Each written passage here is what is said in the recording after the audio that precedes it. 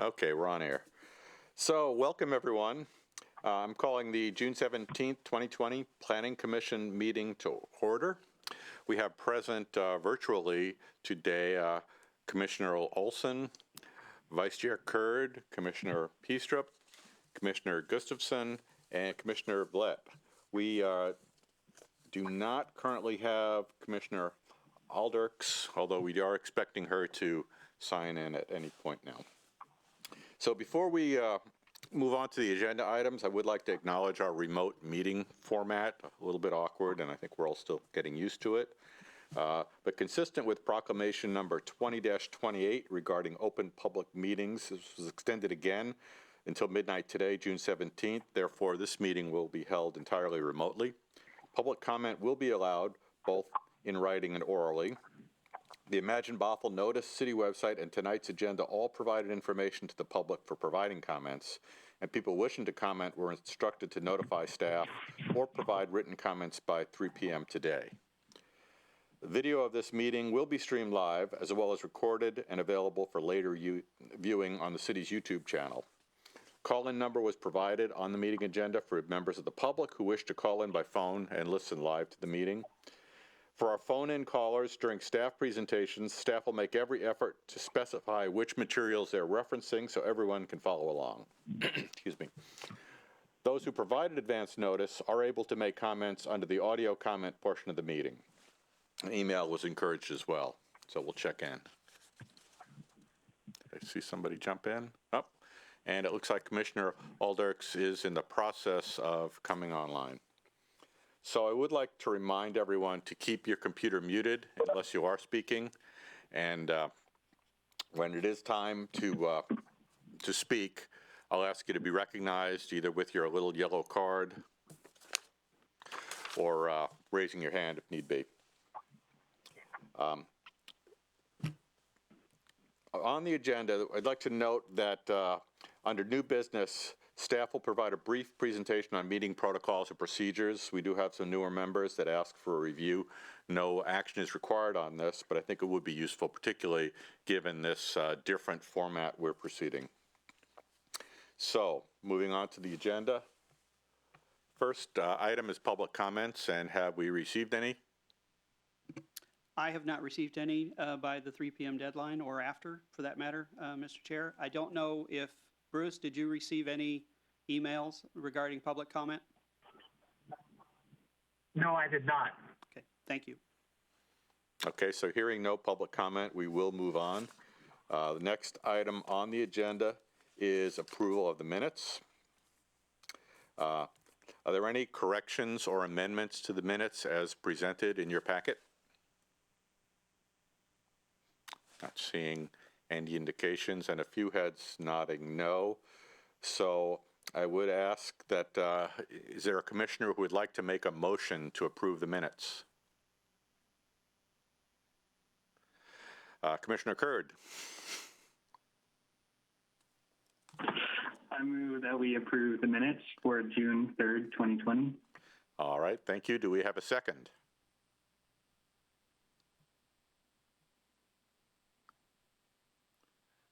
We'll go Commissioner Olson. I saw you first. I second the motion to approve the minutes. All right, we have a motion to approve the minutes by Commissioner Kurd, a second by Commissioner Olson. All in favor, please raise your speaker card.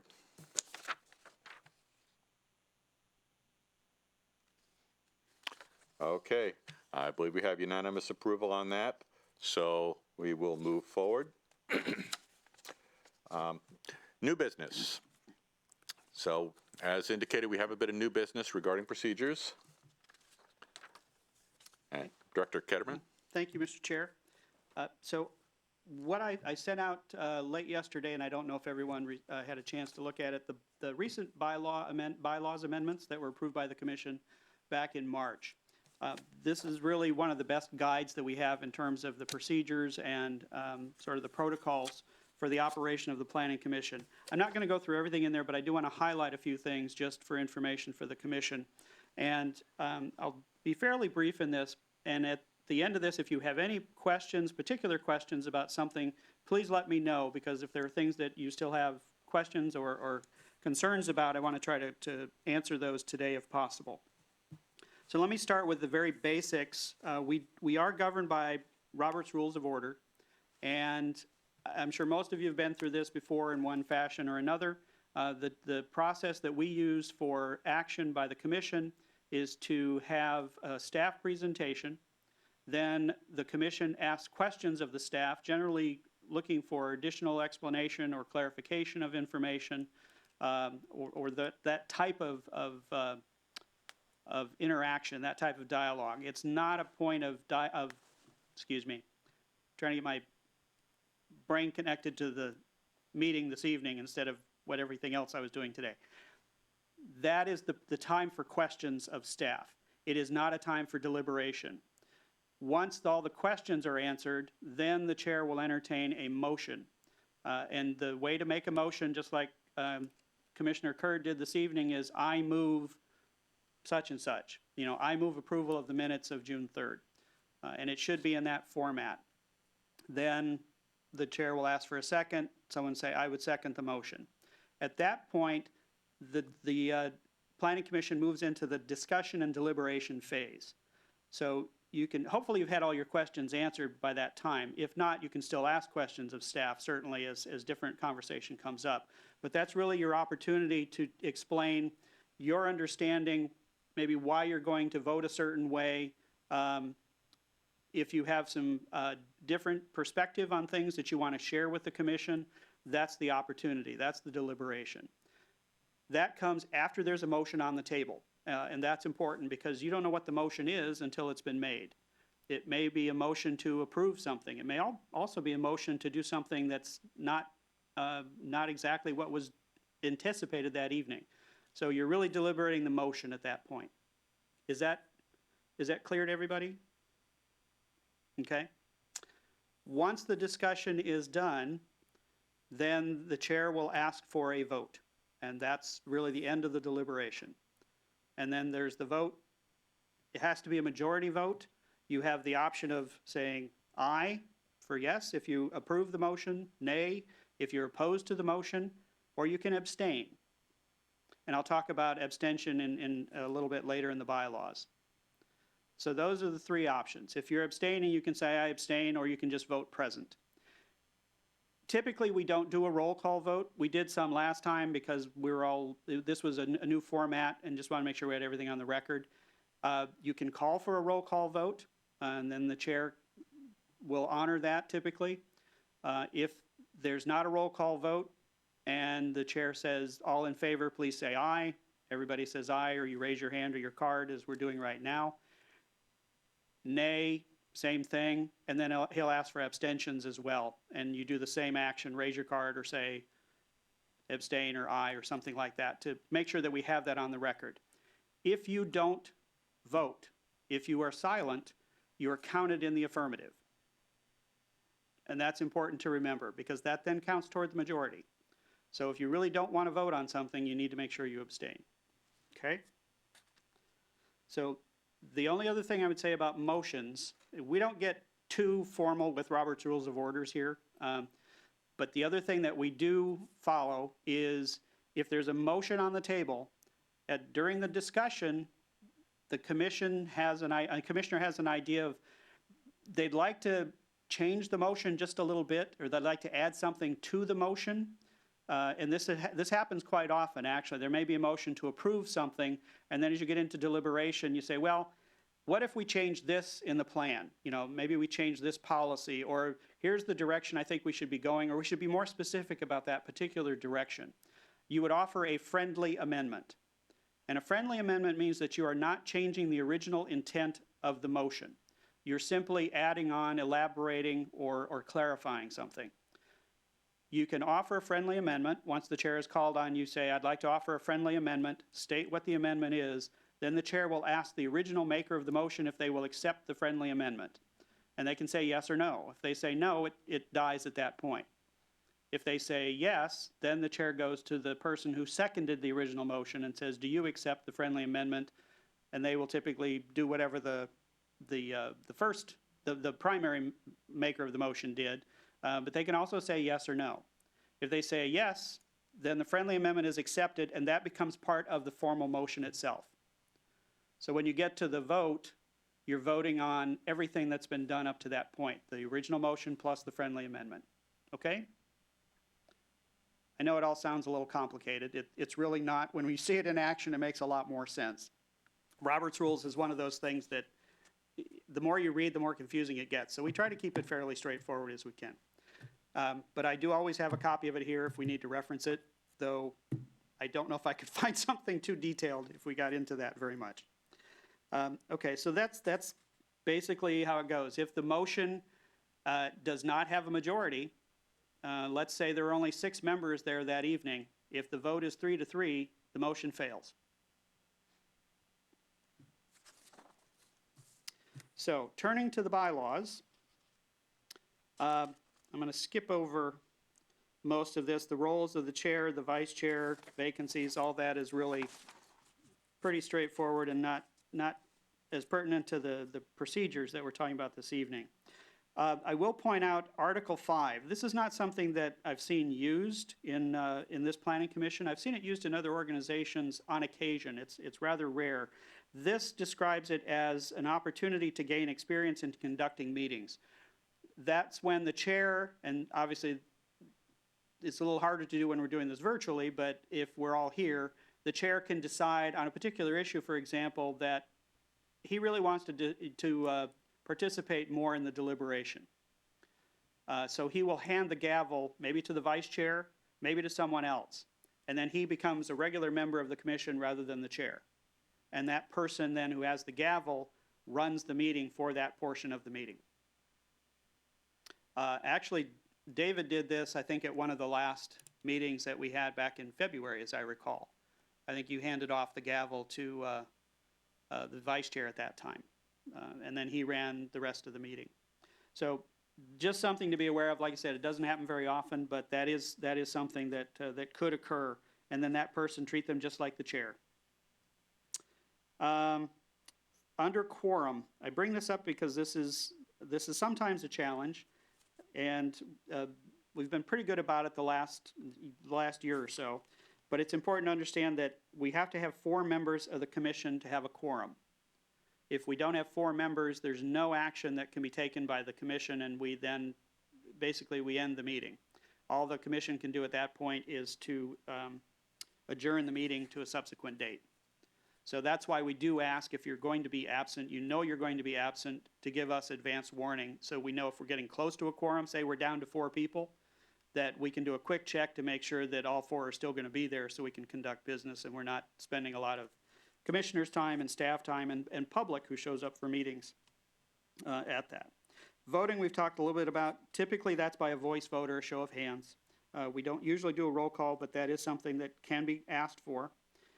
This says any member may abstain from voting by so stating to the chair. So last time, for example, our 2 newest commissioners abstained from approval of the minutes because they were not on the commission for that meeting. They really didn't have any ability to be able to say whether the minutes were accurate or not. That's a more common occurrence. If you're not at a meeting, typically you don't vote on the minutes from that meeting, unless you have gone back and watched the video or listened to the tape of the meeting and you're up to speed on everything. And generally, that's when you abstain, is when you've missed the discussion on an item and you have not had an opportunity to go back and watch the video. If you miss a meeting, you miss the discussion, and you watch the video before the next meeting and before the vote, you're eligible to vote on that item, and you should vote on that item. You can also decide, just because you just don't want to vote on an issue, maybe you really can't decide. That is a legitimate reason for abstaining. I would strongly encourage you, though, to not do that unless you really are torn about something. That's the purpose of the presentation. That's the purpose of the deliberation, is to try to work that out so that you are able to make an informed decision one way or the other, whether you're for or against something. Abstaining does not count, so you don't count in the majority, toward the majority, I should say, in the case of an abstention. So that can be used, but hopefully rarely. that is not the same as a recusal. And there's an important distinction there. And I think you all took the training on conflict of interest and appearance of fairness doctrine. If you think you have a conflict of interest, let's say, and this has happened actually in one of our previous commissioners, we were talking about something that affected Sound Transit. He was an employee of Sound Transit. The lawyers at Sound Transit told him that was not a conflict of interest. He was fine. I talked to our city attorney. We said it's kind of a gray area. He decided to recuse himself, and personally, I think that was the right decision for him to make, because then there is no appearance of a conflict of interest, even if there wasn't a technical conflict of interest. In the case of a recusal, you say you're recusing yourself, you explain why, and you physically leave the room during the discussion and the vote on that item. And that's an important requirement, because you don't want to be there. Body language can influence discussion or votes or something like that, or even if you're not doing anything intentionally, it could be taken the wrong way by the public who may be watching. So that's a recusal. That's something, again, doesn't happen very often. If you think you're going to have that situation, I would ask that you contact me or the staff person working on that project ahead of time so that we can talk through that with you, maybe get an opinion from the city attorney if we think that's necessary. This goes into more detail about if you think you don't have a conflict of interest, but someone else on the commission or the public does think that you do. There's a procedure for that determination being made by the commission at that time. And I'm not going to go through all that because that is very rare. Section 5 talks about the proceedings. This is really the order of business on most of the agendas.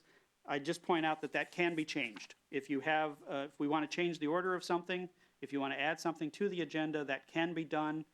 You just need to alert myself and or the chair that you want that to happen. And that occurs at the beginning of the meeting, just like the chair did this evening with this particular item.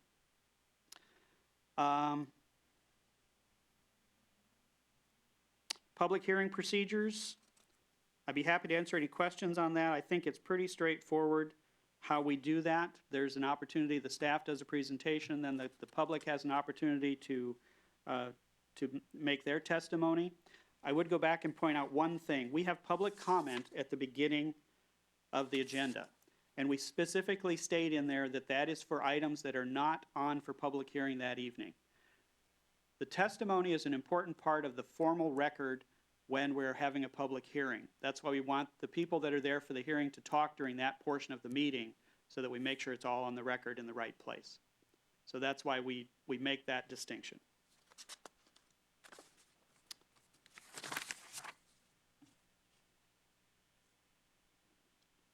I've already talked about conflict of interest, rules of procedure, and absences. I would just bring that to your attention. This is something that the commission spent a lot of time talking about, how many absences are become a problem for the commission and whether they're excused or unexcused. And that's where they settled on that one. So I hope that helps and answers some of your questions. If you have anything that I haven't covered that you want to know more about, or if you have any questions about anything that I've talked about so far, I'm happy to answer that, Mr. Chair.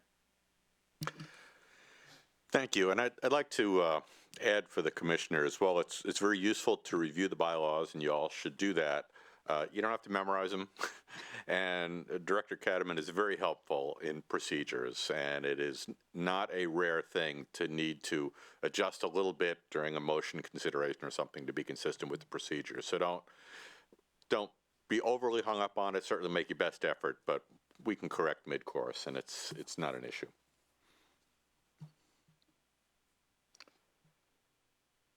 So, absent any other comments on this, we'll continue to move along on the agenda. There is no public hearing. There is no public meeting. The primary item on this, or the item on this agenda, is the Canyon Park Subarea Plan update. And we have Senior Planner Bruce Blackburn here to walk us through that. So, Bruce, you want to take over? Absolutely. And thankfully, Director Cotterman is going to drive for me this evening. So you'll hear me say next slide, and he's going to do that. So thank you. Well, tonight it's a Planning Commission study session on the Canyon Park Subarea. No action is being requested tonight.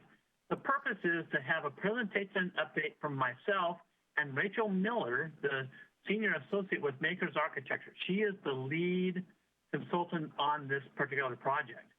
We want to have a little bit of a conceptual review of an early draft that we provided in your packet. We want you to have the ability to ask some questions, provide some feedback, and I'm going to talk a little bit about next steps. Now, what you have in your packet is a pretty conceptual document. It's not really intended to be the final in any stretch of the imagination, but it does give you a little bit of a flavor of the content that we're looking at within this process. Next slide, please. Canyon Park area is a 733-acre regional growth center is included within this area. We annexed this area in 1992, and there is a cluster of successful life science and biomedical device, as well as many other companies in this area. This is a very important economic engine for the area. It is kind of like in a kind of a suburban-looking business park right now, but we are looking at some changes to make this area. Next slide, please. One of the factors that is involved with this is changing to the area to meet Puget Sound Regional Council, or PSRC, RGC, or Regional Growth Center criteria. Those changes and those new criteria were established in 2018 and require that we meet certain activity units or people.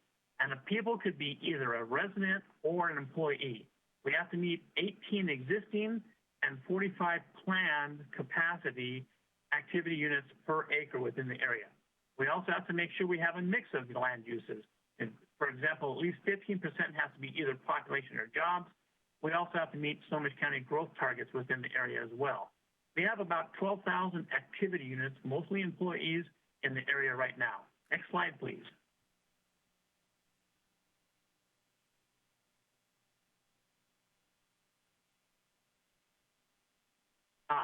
One of the things we've done in the last few years is we have established a vision with a bunch of stakeholders and residents of the area. The vision for the Canyon Park area is to become an economic driver, to be a multifaceted neighborhood, be connected to the natural environment, and to serve as a transportation hub. This was about a 1.5 year process we came up to get to this vision. Next slide, please. Now, one of the things you're going to notice as we do this presentation, we're going to have these little breaks so that people can ask questions or have some comment period as well. Now, at this point, I'm going to turn it over to Rachel Miller to have she has a little bit more in-depth knowledge of some of these provisions. And we're going to talk a little bit about the Planning Commission recommendation. This is basically for the preferred land use alternative. This happened in March of 2020 this year. So, Rachel, I will turn it over to you. Thank you. Yeah, thanks, Bruce. And thank you all, commissioners, for having me back again. It's enjoyable seeing you all, and fun to know that we get to keep this moving, even though it's all virtual and remote. Just so you know, tonight we're going to be talking about the preferred alternative right now, the market and pro forma analysis after a break, and then sub-area planning, the sub-area plan draft, and particular land use in there. And then transportation. So 4 major pieces. Each one will have a little Q&A opportunity after each of them. So this preferred alternative is what we talked with you all about last time, and this is your direction moving forward. So this is the basic concept, and I'll get into that on the slides moving forward. But basically, what we need to know here is that State Route 527, or Bothell Everett Highway, has the green line, so bus rapid transit. Major stops up at Thrasher's Corner and down at the Park and Ride near I-405. And then coming in the future on I-405 is the east-west Sound Transit line, which would stop where the mouse is showing at a flyover stop there. Okay, next slide, please. So the concept that you all recommended was that we do focus on those sort of transit-oriented nodes and focusing density, intensity, investment, our major places where we want people to be able to gather when we can get in person again, and then moving outwards from there and enhancing and preserving the incredible asset of the business park outside of those areas. So the 17th node is really the heart that could connect this sort of transit-oriented development right near where people would be getting on and off the buses, and then transitioning from there along these nice pedestrian-oriented streets with active ground floors into across the park, at a park across the creek into the business park, and having a much more mixed-use environment than it used to have, so that there are people living and working near each other and able to reduce those car trips and commutes, and be able to work and live near each other and recreate and gather. So the 17th Ave node is a really important potential future neighborhood center. And then the Canyon Park Place node, actually one thing I want to mention in the 17th node is there is an existing park and ride, and one catalyst opportunity would be for that park and ride to redevelop. So that's one idea put forth in this plan, is to partner with WashDOT and others to figure out a way to redevelop so that we can spur that mixed-use neighborhood environment right away and create a safe path into the business park. South of I-405, Canyon Park Place node. This is already a functioning retail area with great businesses already, but the idea is that slowly over time, it could redevelop and hold a lot more people than it does right now, use land more efficiently, and enhance, again, that live-work environment, and also be an asset for people living further south. One thing that ties this whole thing together is North Creek and using that as an amenity. I mentioned earlier that gathering space, the green star that's next to North Creek. So using that as amenity, the trail, the gathering place, and letting that be something that holds the whole thing together.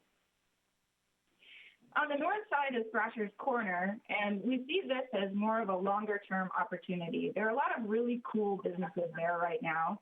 That's where the Fred Meyer is, and farther north, a lot of Indian groceries and restaurants and cafes. And so over time, we may see infill redevelopment. In the middle, this is the connection of this live-work environment. So continuing with the idea of residential, making use of North Creek as an amenity. And then the purple fading out into the existing places where there are businesses, light manufacturing, a range of businesses, small business incubators.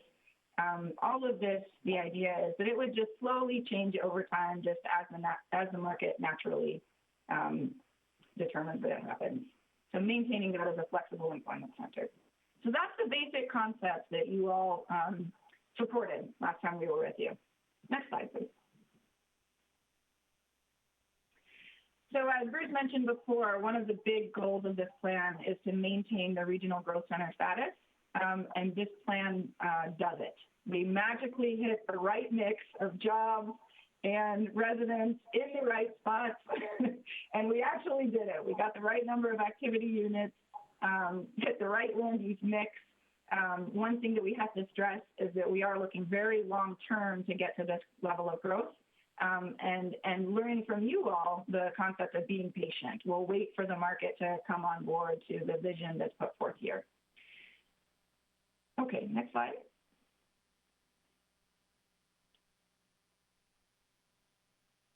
So these slides are going to go through a series of land use types and the zones that are proposed, or land use designations that are proposed on the map. And again, just starting from higher density, more intense, close to transit, generally within the quarter mile, and then moving to lesser intensity as you move further away. So the highest intensity is this office residential mixed use. And so closer to the I-405 flyover station, we would hope that we would see office, and again, being patient and waiting for that to come in.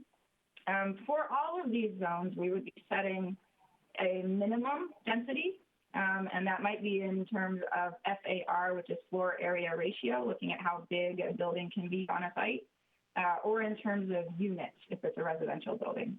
But then we also have this target that's higher than that, and that's the growth that we assumed will come in above the minimum, at least on some sites, to be able to meet the growth targets.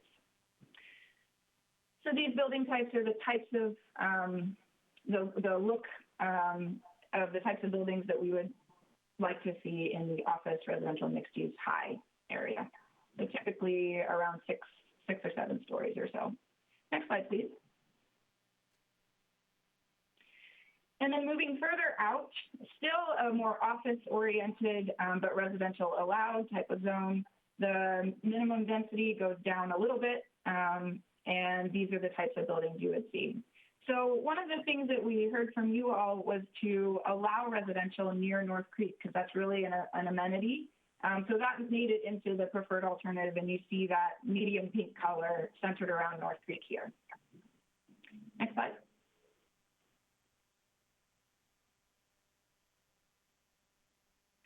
And then with office residential mixed use low, this is anticipating that there already are some proposals on the books and that these areas already have residential. So going with that, recognizing that this is a really interesting density because it often means that you need a mix of lower and higher densities, especially when we're talking about residential, that you might need townhouses and apartments. And I think we'll see an image later that will speak to that better, so I'll wait for that. Next slide, please.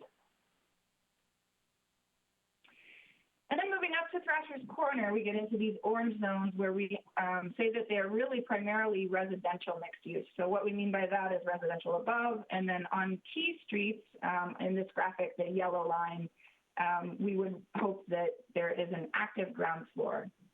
And we're pretty flexible about what active ground floor means, but in the traditional sense, it would have been retail, restaurant, something like that. We're being a lot more flexible in this plan. So another purpose behind these residential zones is meeting that residential growth target. We did want some zones that were really office and employment focused, but we needed a few at least to ensure that we really get the number of residents that we need. Next slide, please. And then again, just moving further from transit, getting this a little bit lower density, transitioning from the higher intensity transit-oriented development into the existing neighborhoods outside of the sub-area plan. The bottom right graphic is a good image that gets at this level of density and shows how you might end up with a mix of housing types to hit that type of density. Okay, next slide, please. And now we get into more of the traditional business center, the purple zones. And closer to North Creek or closer to transit, they are a medium intensity. So this type of building around 3 to 5 stories or so. And next slide, please. The lighter purple is more like what we see out there today. And this is recognizing that a lot of these building types are functional because they're big, flexible spaces and not too expensive to build. So keeping some areas that recognize, hey, this is working, and keeping that kind of thing going on is important. Next slide, please. So are there any questions at this point on the preferred alternative or land use, knowing that we're still going to talk about market, a general overview of the sub-area plan, and transportation? Yeah. Bruce, do you want to call on people, or do you want me to go ahead and do it? Well, if we see a yellow flag, we will call on them, yes. That would be the chair's I see role. Sarah's yellow flag. Oh, yeah, the chair, yeah. Yeah, so Commissioner Gustafson. Oh, thank you so much, Rachel and Bruce. And my question is, does this current map provide enough flexibility to change if time changes or if markets change over the next 50 years? I think low, medium, and high intensity parts of the map make a lot of sense to me. And I know it's been such a tightrope to meet all the PSRC balancing act here. Still, I think the use categories seem a little bit restrictive to me because in the orange parts, the minimums are only residential, the purple parts are commercial, and the pink parts are the only ones where you can really have the builders choose what they think would be best. And when I looked at the orange nodes at first in March, it made a lot of sense to me to concentrate residential there. But now with COVID, I'm not so sure if, I hate to say it, that the bus routes will be a reliable source of transportation. Perhaps it might make sense to make those areas pink so that if a builder thinks a commercial high-rise might work there, let them go for it. And on the reverse side, there's a lot of purple on the map, and I understand light industrial and commercial are so important and really hard to establish, but perhaps with cities changing, we might see more people working from home and in the future a bit more need for residential. So I know there's not a lot of room to maneuver here, but what is the space to change and adapt if times change? Yeah, I'll respond a little bit, and then Bruce might want to add on. One thing I didn't mention about the rationale behind the purple zones is that right now the market is building residential, and right now across the region we're losing affordable commercial space.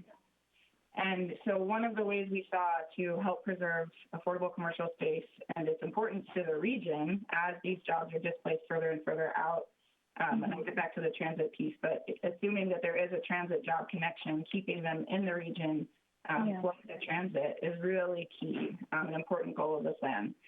So by not allowing residential, that's a good way to just say, hey, we recognize that it's a challenge right now. This is one way we can try to keep it in the area. So that's the purple of the purple and not allowing residential. There's also so many other places where residential is allowed.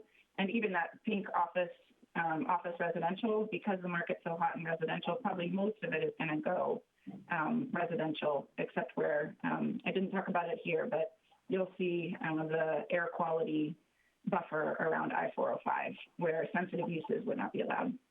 A little bit on transit and thinking long term.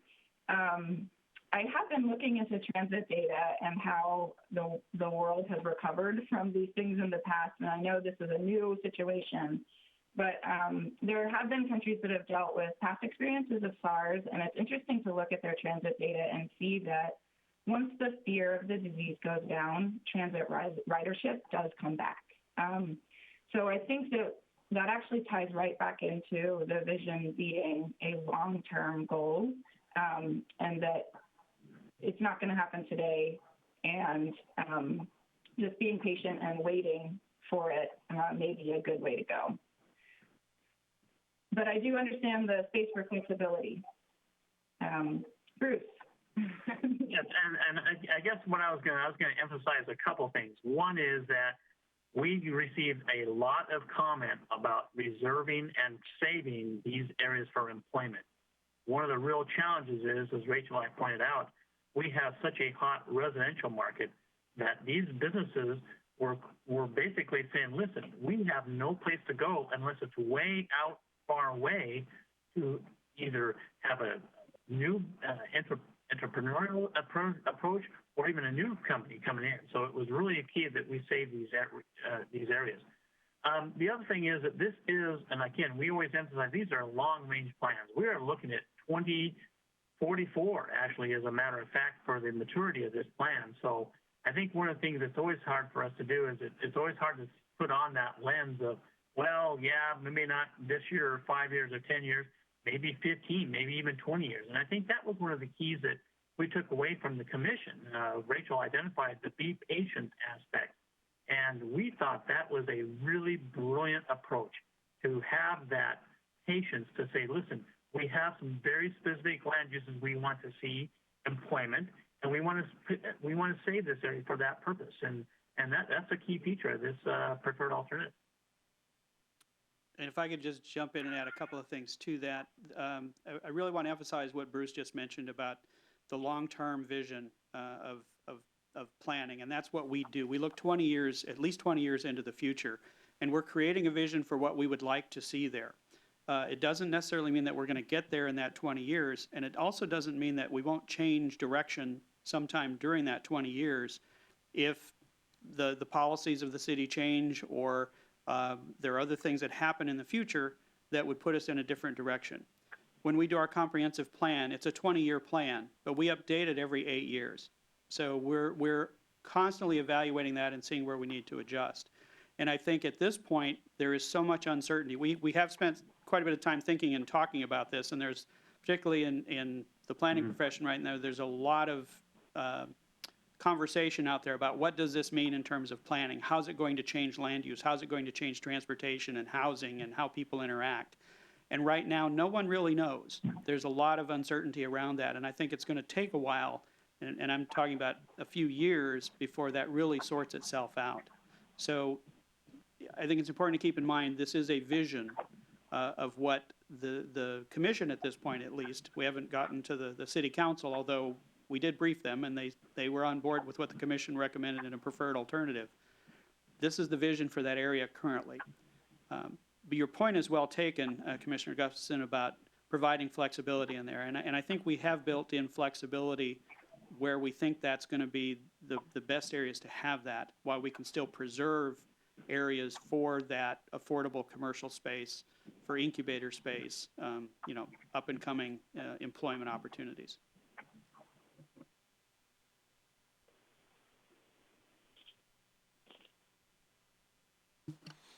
Yes, Commissioner Gustafson. Well, I think you've convinced me about leaving purple areas purple. I'm not quite convinced about leaving the orange areas orange, but I think I'll step back and learn a little more. But thank you. Thanks. Well, I might add one of the considerations on the orange areas was the creek being such an amenity and having residential near that amenity. That was a point of discussion. And I think I saw another card. Commissioner Curd. Thanks, and thanks, Rachel and Bruce, for all your work so far on this. My question is just kind of general in terms of the teeth that we're putting on patients. And so if we're looking to be patient and get what we want in terms of density and land use types, what happens if partway through this plan, it's 2028 or 2030, and we're getting all of the minimum density requirements, but we're not meeting the expectations of the PSRC? Is there an opportunity to readjust and like anything that's not built out is going to be double the density, or what does it look like then? Yeah, I can start. So we will talk a little bit in the market analysis that we did and the employment growth we expect to see. So I think there will be dips and times when we'll say, hey, we're not meeting the targets. But I have a feeling that in the long term we will, based on the trends and data that Burke looked into. But then, Bruce, I don't know if you can speak to how PSRC redesignates centers over time. I mean, they recently came out with an update, but that was the first update in a while. So I don't know if you can speak more to that process. Well, I think you hit it right on the head there. It has been a long time coming since they've had any changes to the debt centers. What we have seen, though, is we have seen some other jurisdictions who have applied to be regional growth centers of various different types. There's a couple different types of regional growth center. And it is a really important factor in PSRC as they do their regional planning evaluation. But certainly if we have an issue in 8, 9, 10 years, it is a very feasible option for us to go and take a look at the plan. Maybe we do get that outcry from the development committee that says, hey, you know what, this is not working.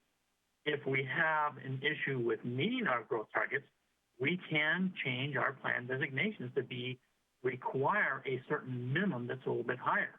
That's a tough thing to do, but we have to build in that capacity. And when you build in the capacity, that means a little bit larger building than, let's say, a developer needs to have right now.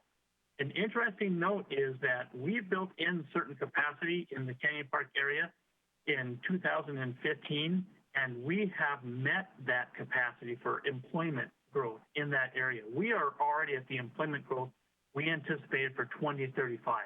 So we are way ahead there, and the demand and the interest in this relatively inexpensive, that's a tough term, employment area is really high. So we think that there is a strong demand and will continue to be a strong. Thank you.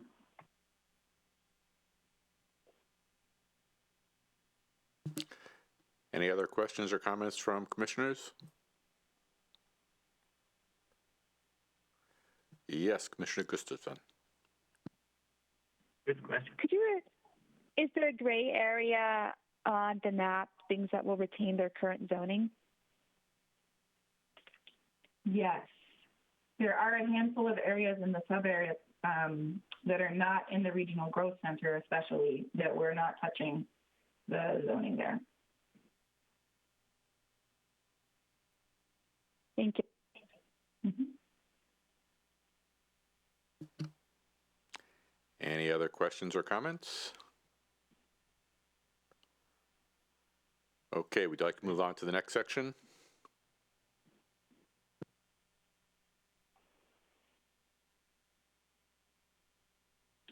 Okay, so getting into the market and pro forma analysis that Burke on our team did, but also pointing to there actually had been a lot of work even before we started.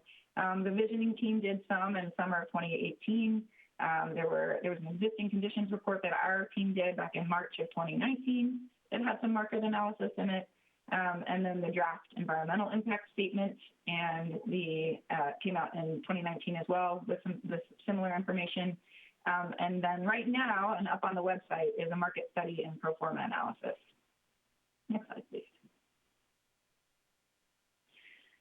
So what this slide shows is the amount of investment, and this is what Bruce was just talking about, the amount of tenant improvements and additions and new construction, mostly TI improvements and additions, so to existing places, had an incredible, this area just saw an incredible amount of investment, an incredible amount of job growth. So that's what you're seeing here, and the rate of growth in the last 10 or 20 years has been, thanks, Bruce. Okay, next slide, please.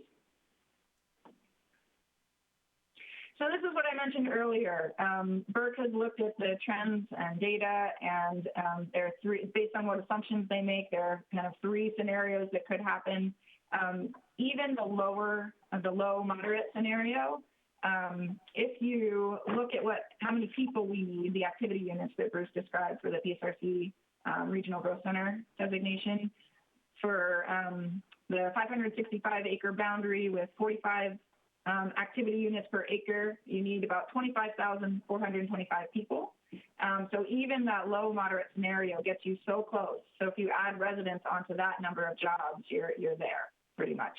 So we're pretty confident that by 2050, you will be there, if not beyond the density that we need. Okay. So they looked at a few different sites when they did the pro forma analysis, and what we do there is we plan out the architecture and the site planning, and then their analysts run it through a pro forma analysis, just like a developer would, to see how it pencils. And the mixed-use one, that was a residential retail project, this was up near Thrasher's Corner, appeared feasible. It was even able to provide affordable units by using an MFTE program. And then a commercial redevelopment, this was an office mixed-use development, was currently infeasible, and this was closer to I-405.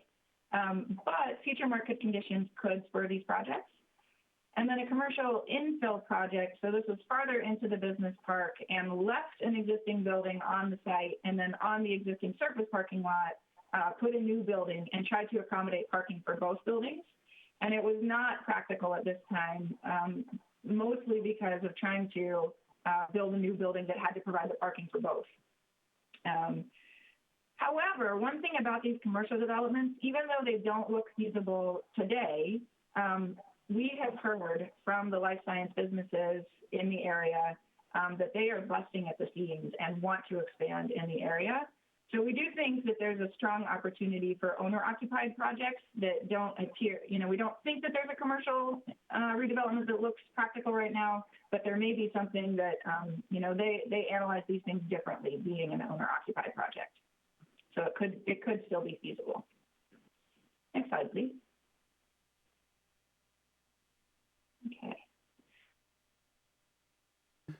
So are there any comments or questions from commissioners on this section of the presentation?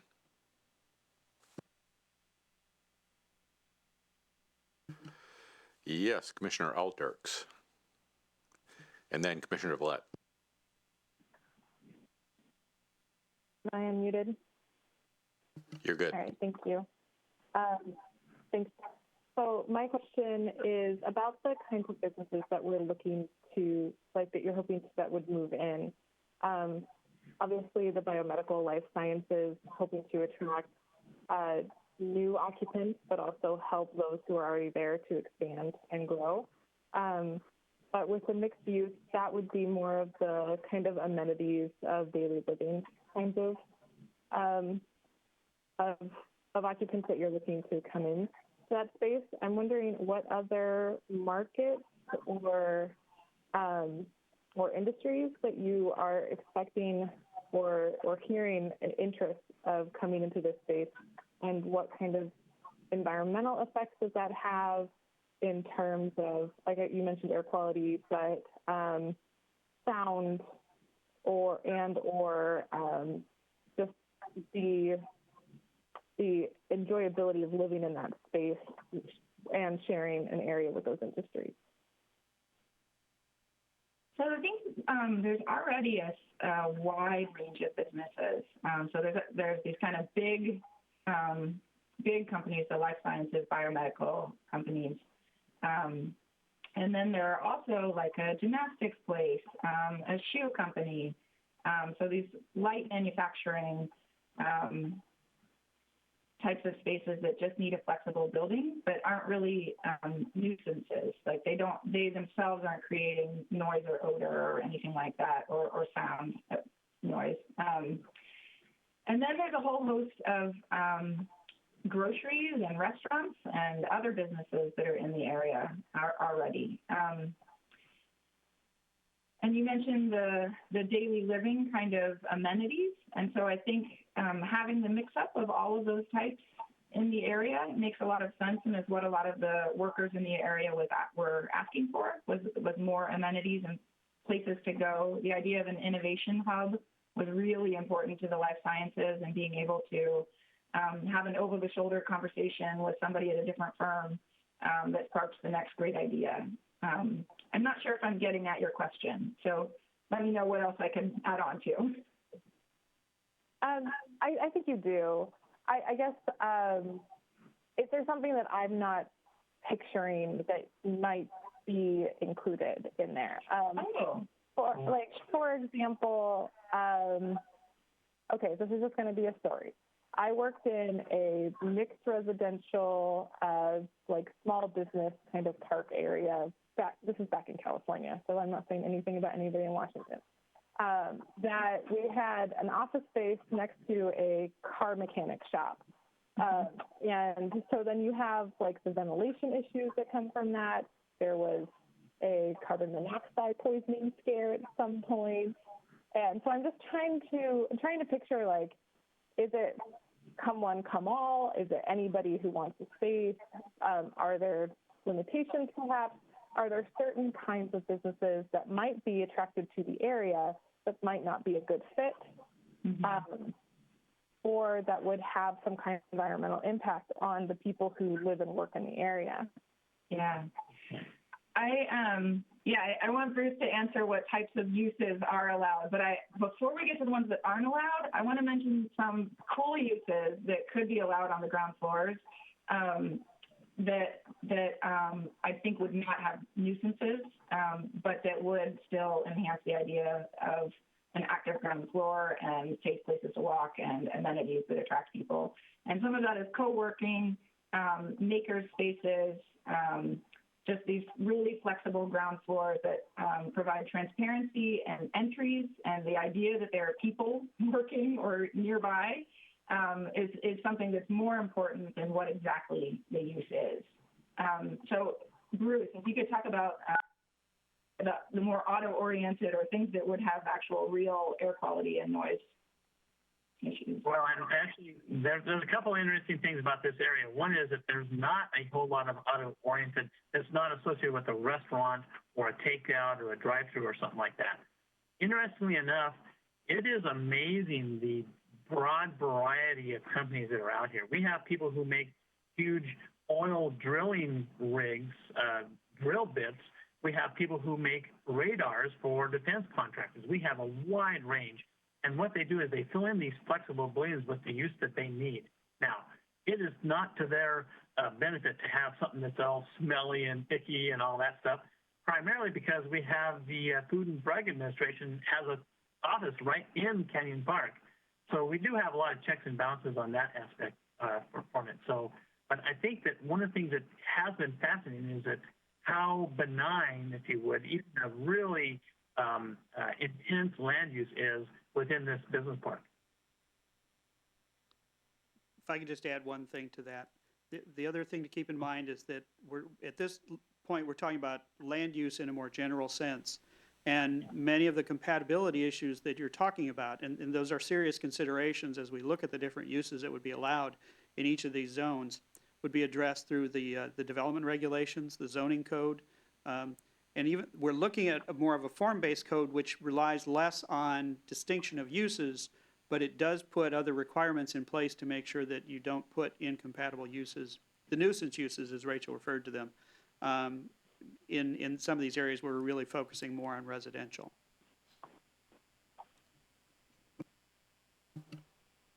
Okay, does that answer Thank your you questions? for that additional. Yeah, I think it does, and I appreciate the additional layers that come, as things continue to progress and develop. So thank you. Thank you.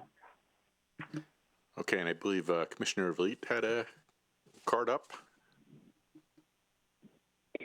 Yes, thank you very much, Chair. I had a question with regards to, so meeting these numbers over time with regards to the units. I know part of the reason to have a regional growth center is to get some types of financial aid from the state government or regional government. And so just for maybe to refresh, the commissioners have been here for some time and the new commissioners, how does that work with regards to the city checking in with PSRC over time? Is there a check-in every couple of years, or, is it, and what kind of targets do we have to hit, how soon to be able to continue to get those tax dollars to be able to help us move forward on some of the projects? Yeah, right now, we just have to hit a reasonable path forward and show that it is likely that we can meet the targets with the proposals that we put forth in the plan, and that there's enough public investment or other strategies to make it reasonable that that development would come. Bruce, again, I don't remember the process of how we check in with PSRC over time. Well, and one of the things that's kind of interesting is that Director Cotterman identified this 8-year cycle for comprehensive plan amendment that we have to do. We also have what we call buildable lands analysis we have to provide to both counties. And the purpose of that buildable lands analysis is to show how we are growing and whether we are meeting our growth targets and our capacities that we anticipate. The next effort will come up here in the next year and a half, but in another 8 years, we will again do that same effort. That will be a real serious time when we learn what we have been able to achieve, not just in this area, but other areas within the community. One of the main reasons Thank you very much. I'm sorry. One of the main reasons we're doing this update now is that when PSRC adopted the new criteria back in 2018, they gave existing centers until their next comp plan update, I believe that was the deadline, in order to bring their plans into compliance with the new criteria. So we're making sure that we are in compliance by the time we get to our next update. And we're, as Rachel said, it's an increase in the overall capacity that we have to demonstrate, but this also requires the market study. And the main reason for the requirement for the market study was to make sure that there is some reality basis for the proposal. So we can't just create the capacity and say, we'll allow it and they will come. We actually have to show there's a market for it, and that we have the capacity, not just in terms of land use, but also in terms of transportation and utilities and public facilities that go along with that. So it's much more stringent than it used to be because a lot of these, we have 29 regional growth centers now in the 4-county region. And a lot of them were designated back in the 1990s when this designation was first created. There were very few criteria at that time, and there was really nothing to require jurisdictions to make sure that they were actually achieving the things they said they were going to achieve. Many of them have not and are not, and will have a difficult time, I think, meeting these criteria. We're actually in pretty good shape on this, and as Rachel said at the beginning of the presentation, we've found the sweet spot where we have the capacity, and we can demonstrate that there's a realistic possibility of achieving that capacity over the life of the plan. And we have the facilities, or we have a plan, I should say, for the transportation and other facilities that will be needed to serve that. So I feel very confident that when PSRC reviews our sub-area plan, once it's adopted by council, we send it to King County, they review it, then we send it to PSRC and they approve it, that we're going to be in good stead there. Now, staff can correct me if I'm wrong, but one of the keys in this process is not so much that the state will give the city money, but that when projects are prioritized, such as the HOV exit ramps, on-off ramps for 405 in Canyon Park, you get prioritized if you meet these criteria over other areas. Yes, that's correct. There's a point system. There are federal funds, for the most part, that go through PSRC, and we compete for those funds. They have different categories, and we compete against other jurisdictions in the 4-county area for those funds. And the more that it is related to a regional growth center or serving a regional growth center, and the more realistic that plan is, I guess, for a better way to put it, the better we're going to score in that competition. And we've been pretty successful so far. So many of the things that we're talking about in transportation improvements, like on 527, would be eligible for some of that funding. Thank you. Any other questions or comments on this portion of the presentation? Then we can move on to the next segment.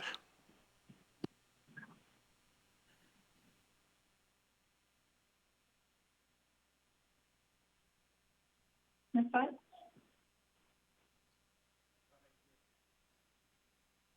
The next section will be an intro to the sub-area plan. I'm not actually seeing the next slide. Are you all? Is it updating for you all? No, for some reason it's stuck. Let me try again. The next section will be a general overview of what's contained in the sub-area plan.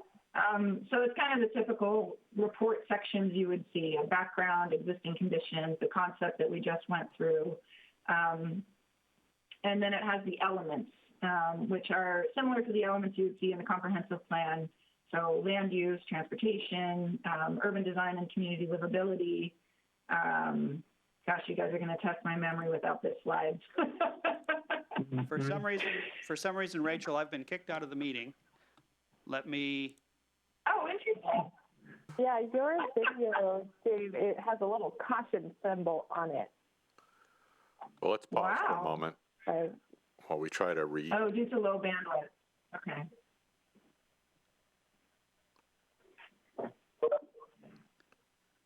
Let me try this again. Oh.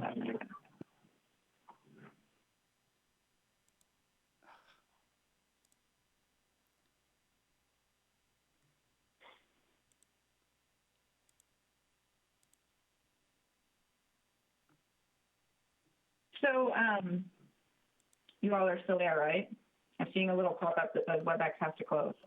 Here we go. Oh, there it is. Can you see it All now? right. Yes.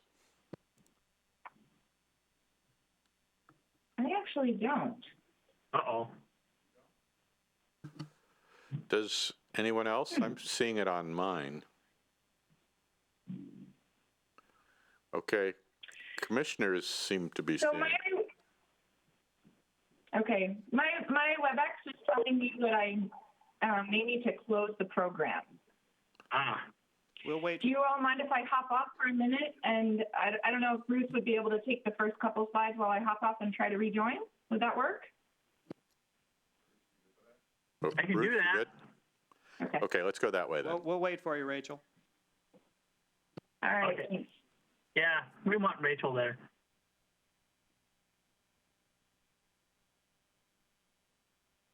You can give it a shot.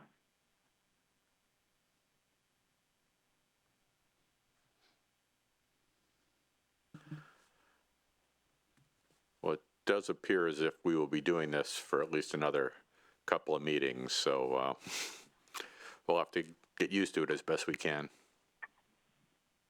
Yes. Rachel is rejoining the meeting. All right. I am back in. Can you all? Yes, we can see you. There you are. We see you. Can you see the slides? Yes, I can. Okay. Awesome. All right, Yeah. great. Let's proceed then. Okay. So I mentioned the pieces that are in the sub-area plan. So the elements: land use, urban design, and community livability, economic development, natural environment, transportation, and forthcoming will be implementation or an action agenda. Okay, next slide, please.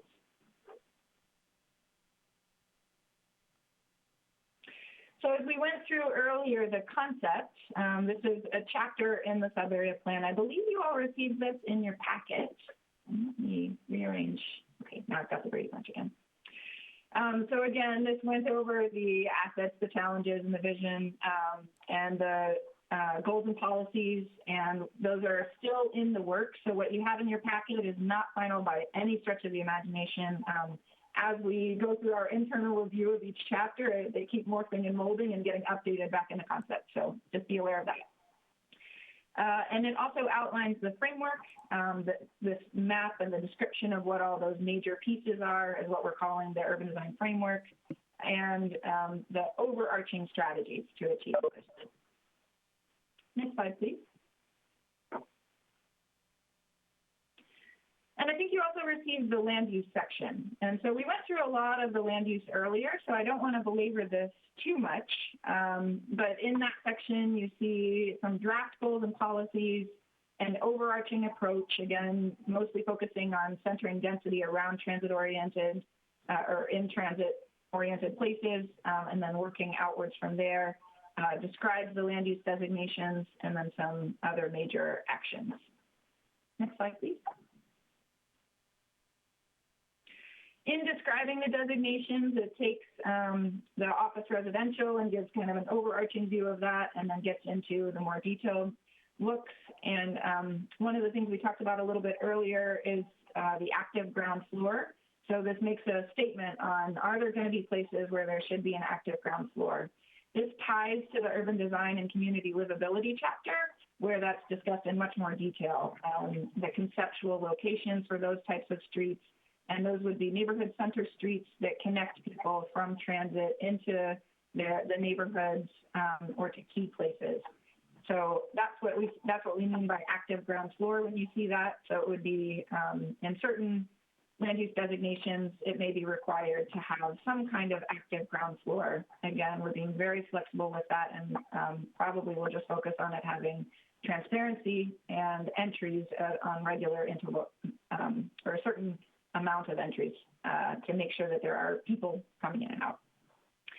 Another thing that we're looking at is parking and reducing the parking minimum so that there would be less parking required here than in previous zoning in the area. That is based on proximity to transit. And then there's actually new state guidance as well that's leading us to say, actually, you can even go further and ask for an exception and do even less. So that's a nuance. And then open space is another requirement that would come in with the development code, development regulations. So both private and public space could be required in a variety of ways and in different amounts and intensities, and whether or not, a bunch of parcels end up putting one common space where one of those green stars was, for example. So we're exploring all of that in the drafting of the development code and the design guidelines right now. Okay, next slide. And then it looks at other land use considerations in this land use section. So one of the things we raised here was the missing middle housing. If you all have been in the planning world, you've seen this diagram everywhere for the past couple of years. missing middle is that transitional types of housing between single family and what you'd see in a more urban center. We're also looking at affordable housing and commercial space, affordable commercial space, mid-block or through-block connections, and a variety of scales and types there. We could call them lanes. And the feasibility of these and how to make them more feasible, the types that we want to see, parking reductions, as I mentioned earlier, and even transfer of development rights. Next slide, please. So any questions on that? We did want to ask specifically what your thoughts are on reducing parking minimums. And then one thing that's come up recently is the idea that parking maximums could also have some benefits, but there's a lot of detail and the devil's in the details on that. I'll stop there. So I think I saw Amanda raise her hand. Commissioner Olson? Yes, thank you. I think changing the parking minimums is a great idea. I think especially when we're looking at such varied uses of buildings in that area, it's a good idea to let developers kind of figure that out for their projects. I think we're going to hopefully see like unique projects in this area, and that just might not fit if we try to prescribe parking in advance. The other thing, and this is more, I think this is more of a side question, but I really love that. I always call that the gradient of housing because it goes from like super dense to less dense. And one thing that I've noticed is in Canyon Park, you know, we kind of right outside of this growth zone, we go right to single family homes right now. Are we going to look in the future at zoning to allow more of that gradient to spread out around this growth center? Yeah, so that light orange is exactly missing middle style density housing. So that's, when we were talking earlier, that's one of the things we could consider is how important it is for that area to be housing that connects the existing single-family neighborhoods back into the more transit-oriented areas. That light orange, again, is missing middle type housing right now, smaller apartment buildings, townhouses, triplexes, duplexes, those kinds of things. Okay, thank you. Yeah. And if I may add to that, please.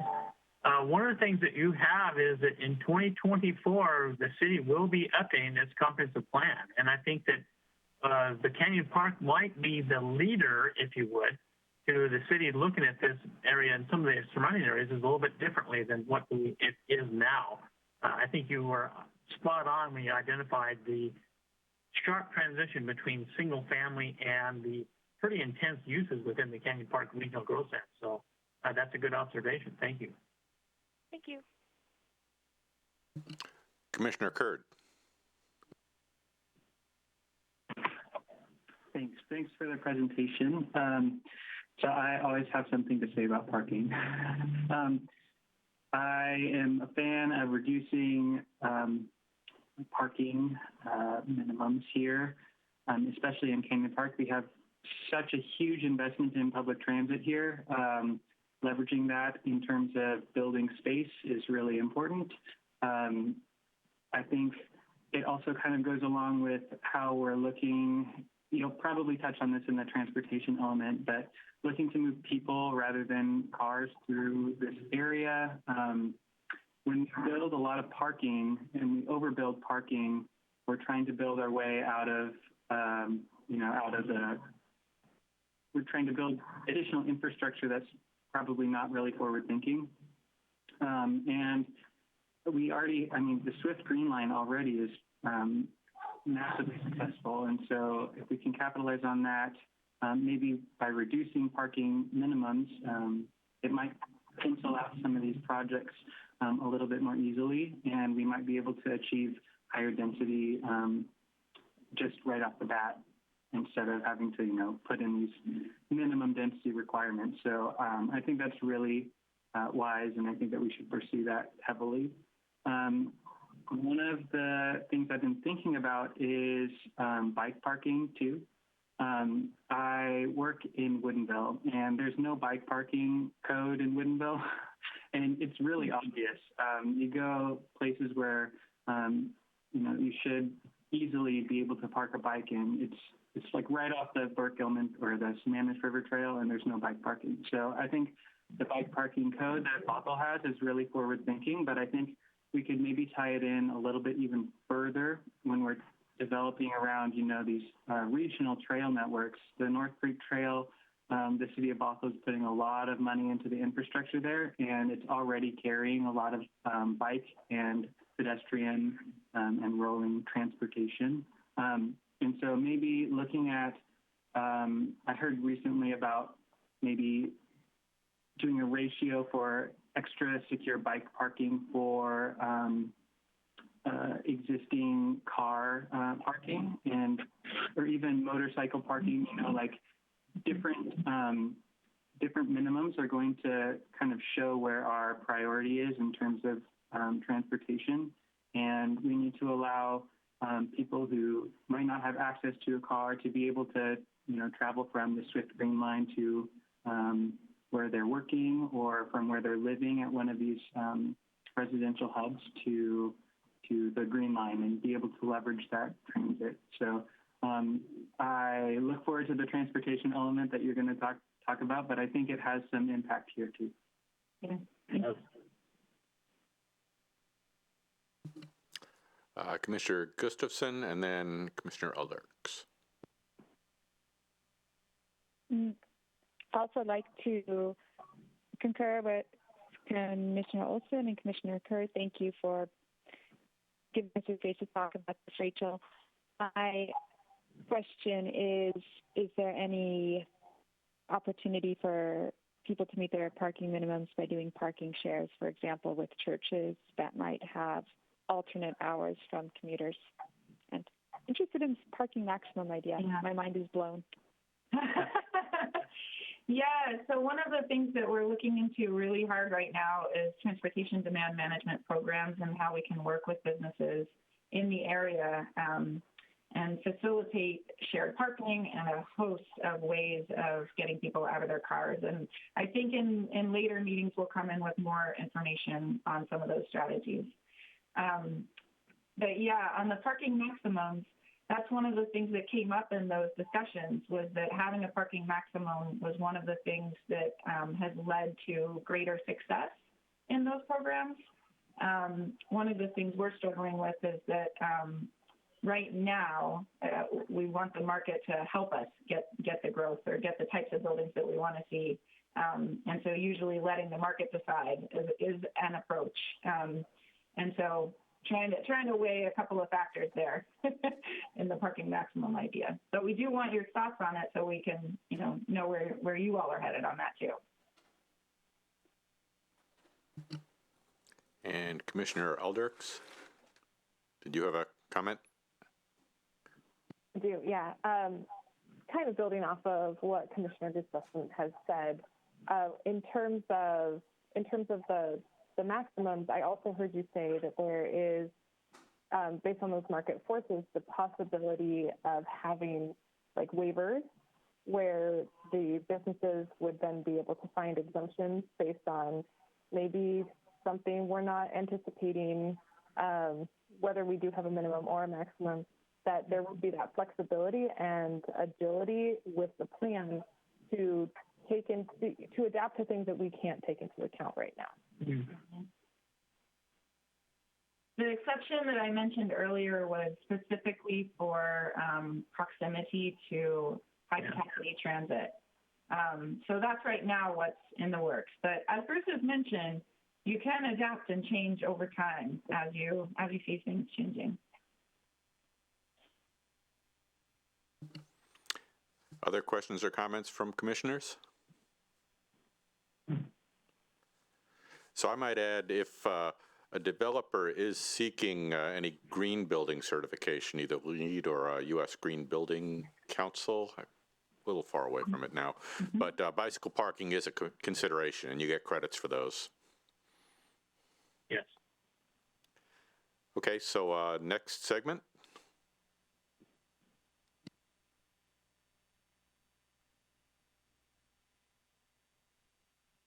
Okay, so getting into transportation.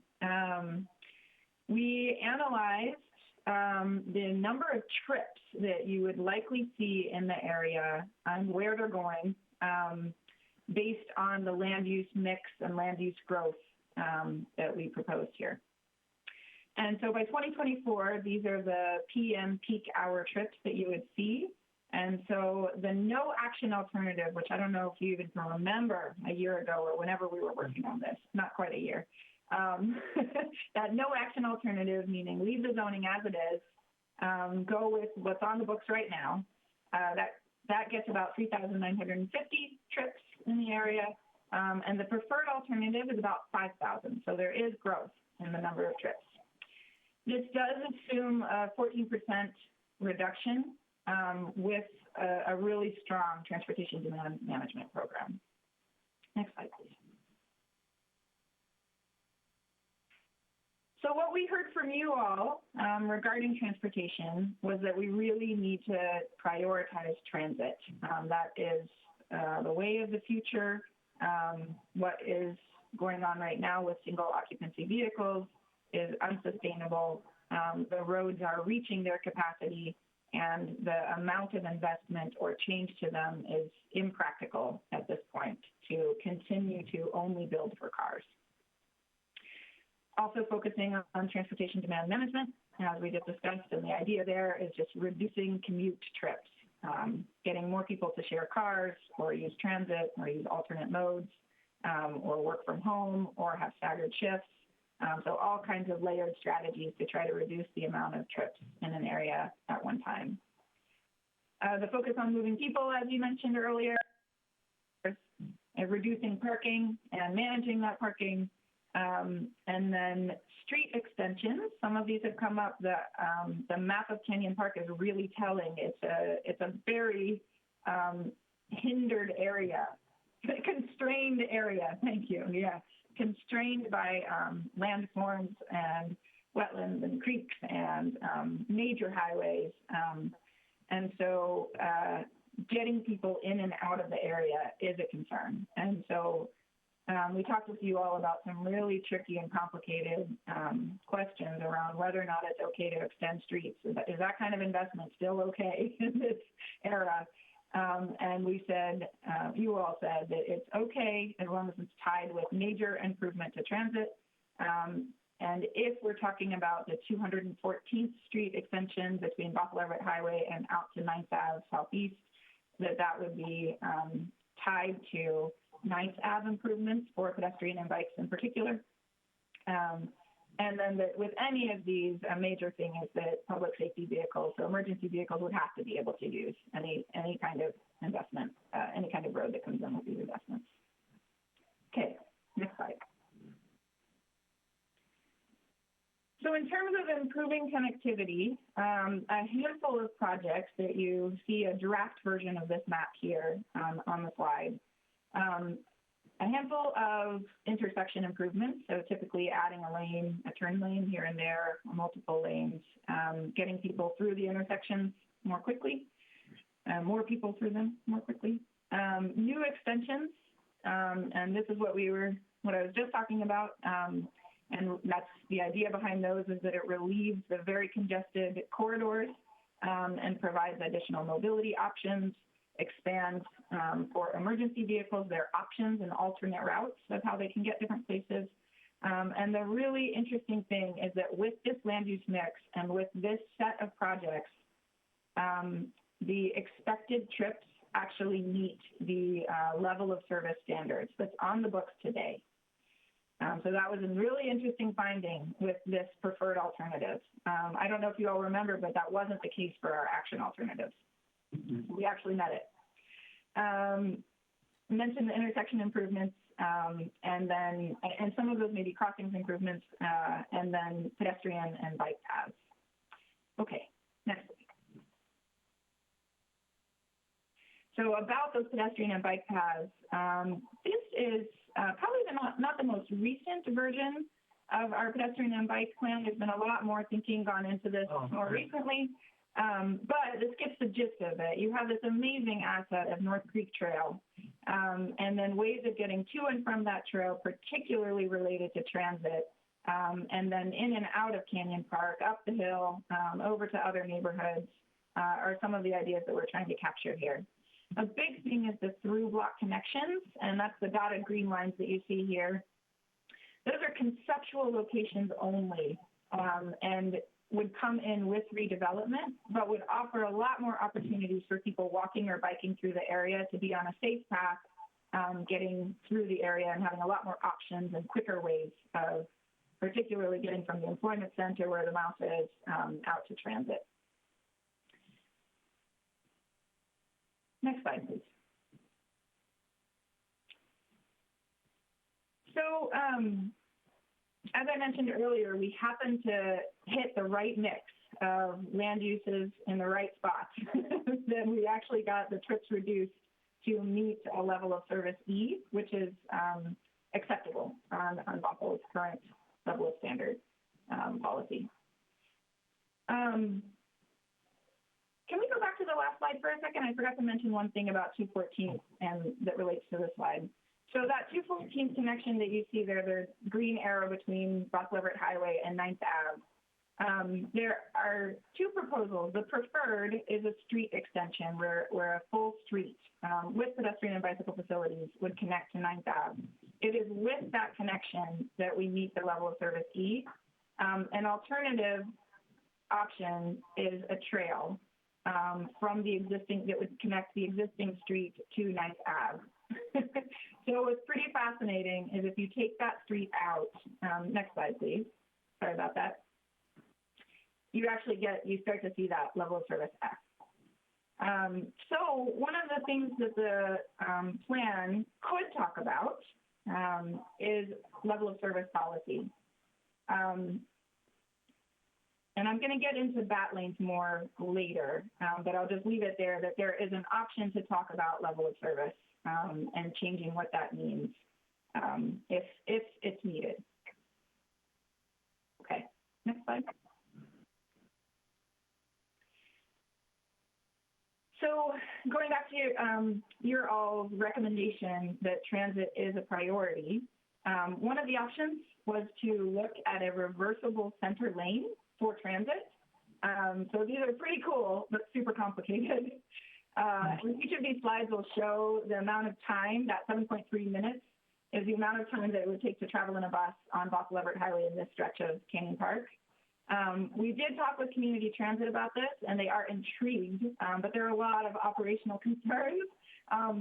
It's really a change in infrastructure, and even for riders, it's a big change because you catch the bus on the outside of the street at one time of day, and you catch the bus on the inside of the street at a different time of day. So they're complicated. Okay, next slide, please. Another option was to look at serving bus routes east of Bothell Highway, internal to more of the business park area and behind Fred Meyer. One of the benefits here is that you could make use of the 20th Ave extension and get off of Bothell Highway when it's super congested. It does add a lot more turns, and so travel time here was more like 9.1 minutes.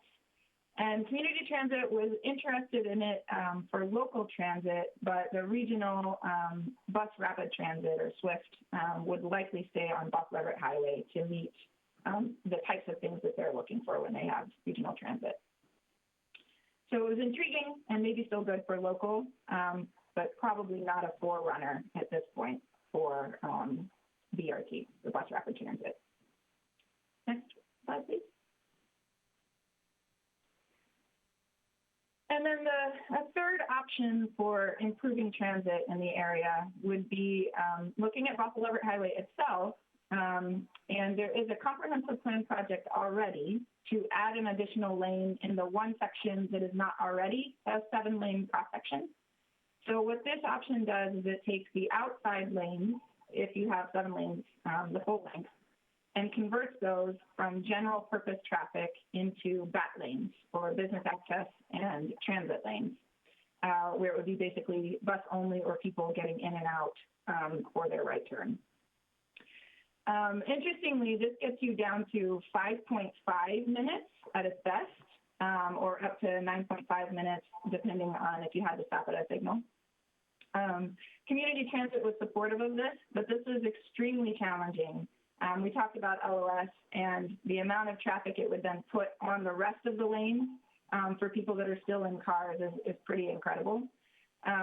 So one option is to keep those general purpose lanes as they are now, have transit also be in them on the outside lanes,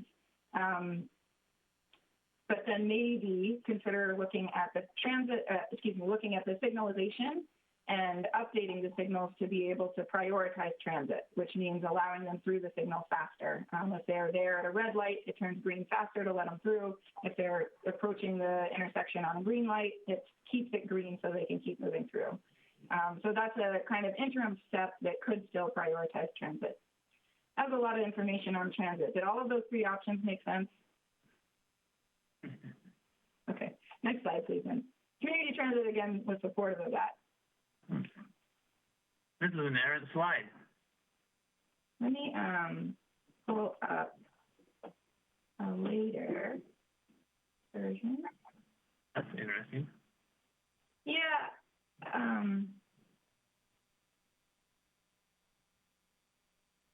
I think we're to questions anyways. So the questions on transportation would be, should bat lanes be the preferred transit option? And you could consider this as a long-term option because there is that interim step as well.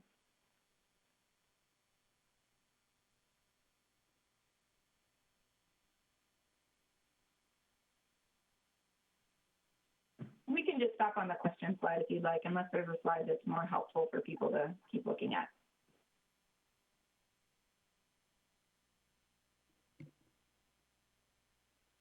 So question, Rachel, Bruce, how much longer is your presentation? Bruce, I think transportation was the last section, and then you've got the next of it. That's it, yeah, just another few minutes. Okay, I just was asking whether or not we need to take a break. I do think perhaps one of the commissioners may be interested if we make maybe a very brief break. You're going to do 5 minutes, and we'll come back and do questions? Yes, Okay. How about that? And Bruce, Rachel, we All can right. try to populate this slide if you want to. So I see 7:36, so 7:41, we'll come back on. All right, great. Thanks. Okay.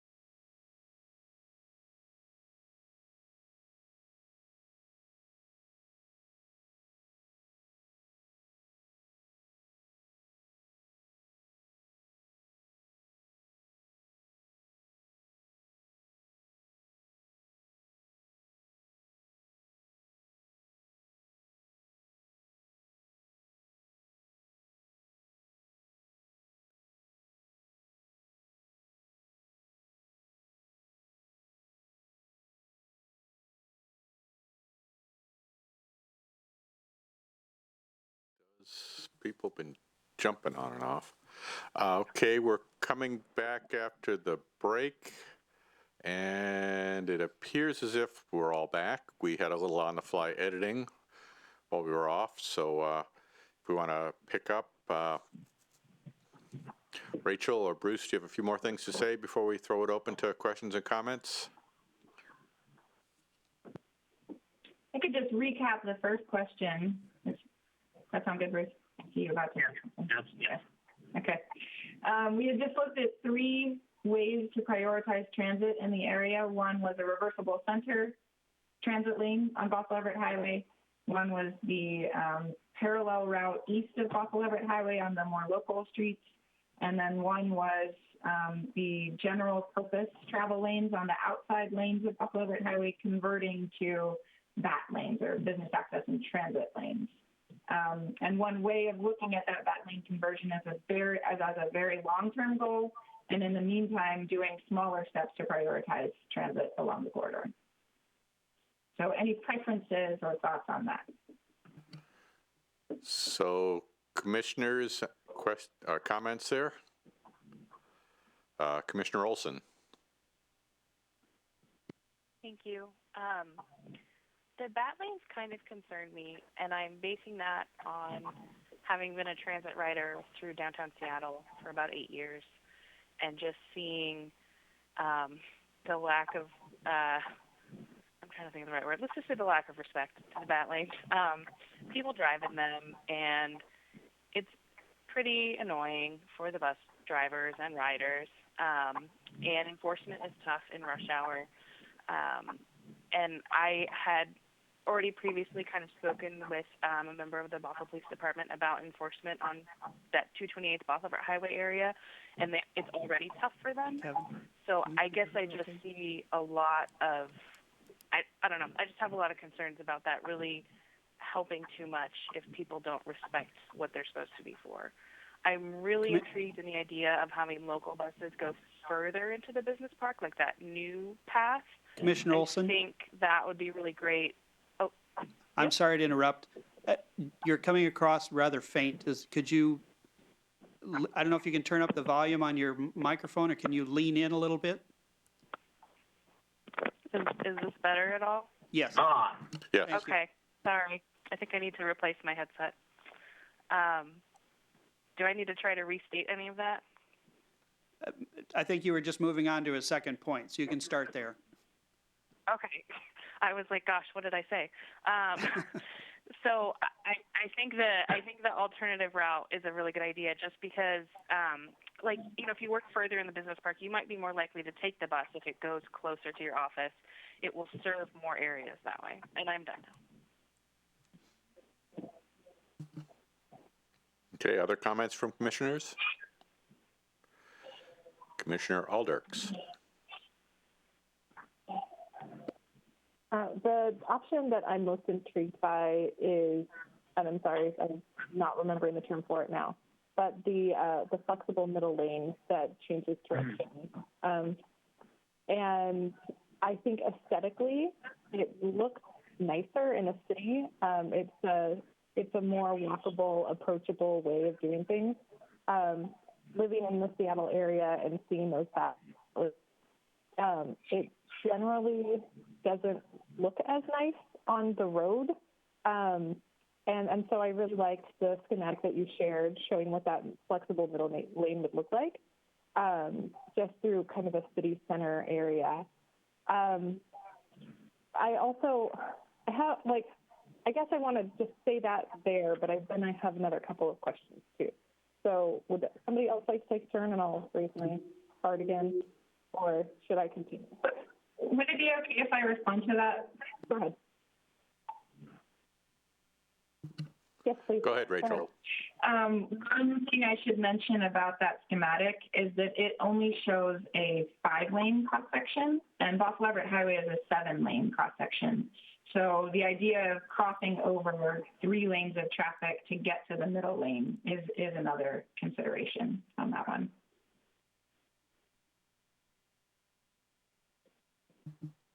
So that. Oh, and Image is only a 3-lane street in an urban area. Yeah. Yeah, thank you for making that clear.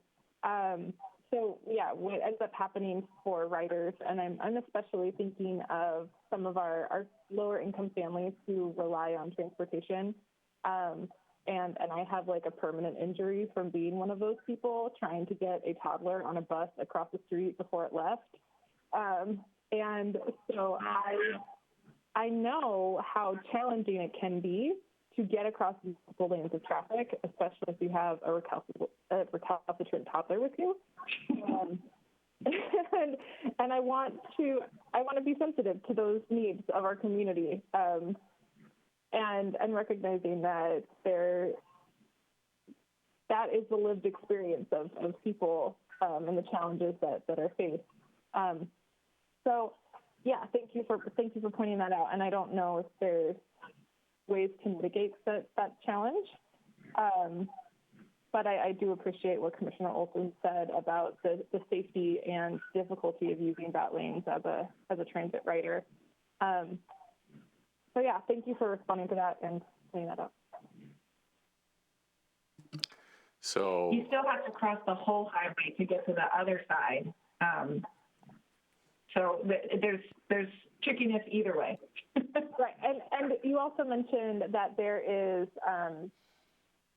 the challenge of knowing what time of day where you should pick up the bus, because sometimes that same route is on the side and sometimes it's in the middle. And so being able to help transit riders know those intricacies and help them navigate it, as you know, especially since there's a big distance there.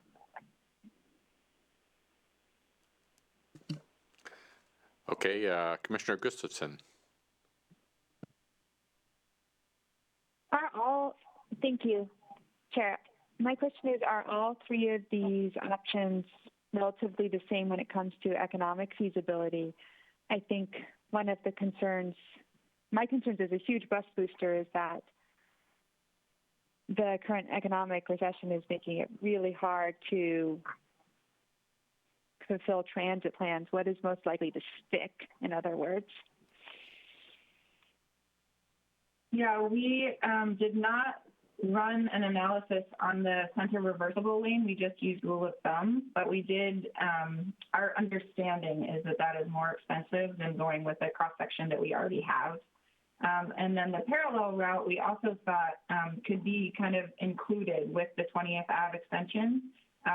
So if that project is going in anyways, it wouldn't be that hard to upgrade the street for transit as well. And the other local streets already serve transit, so there's not a big change there anyways. So the reversible center lane is the one that we think would be more expensive.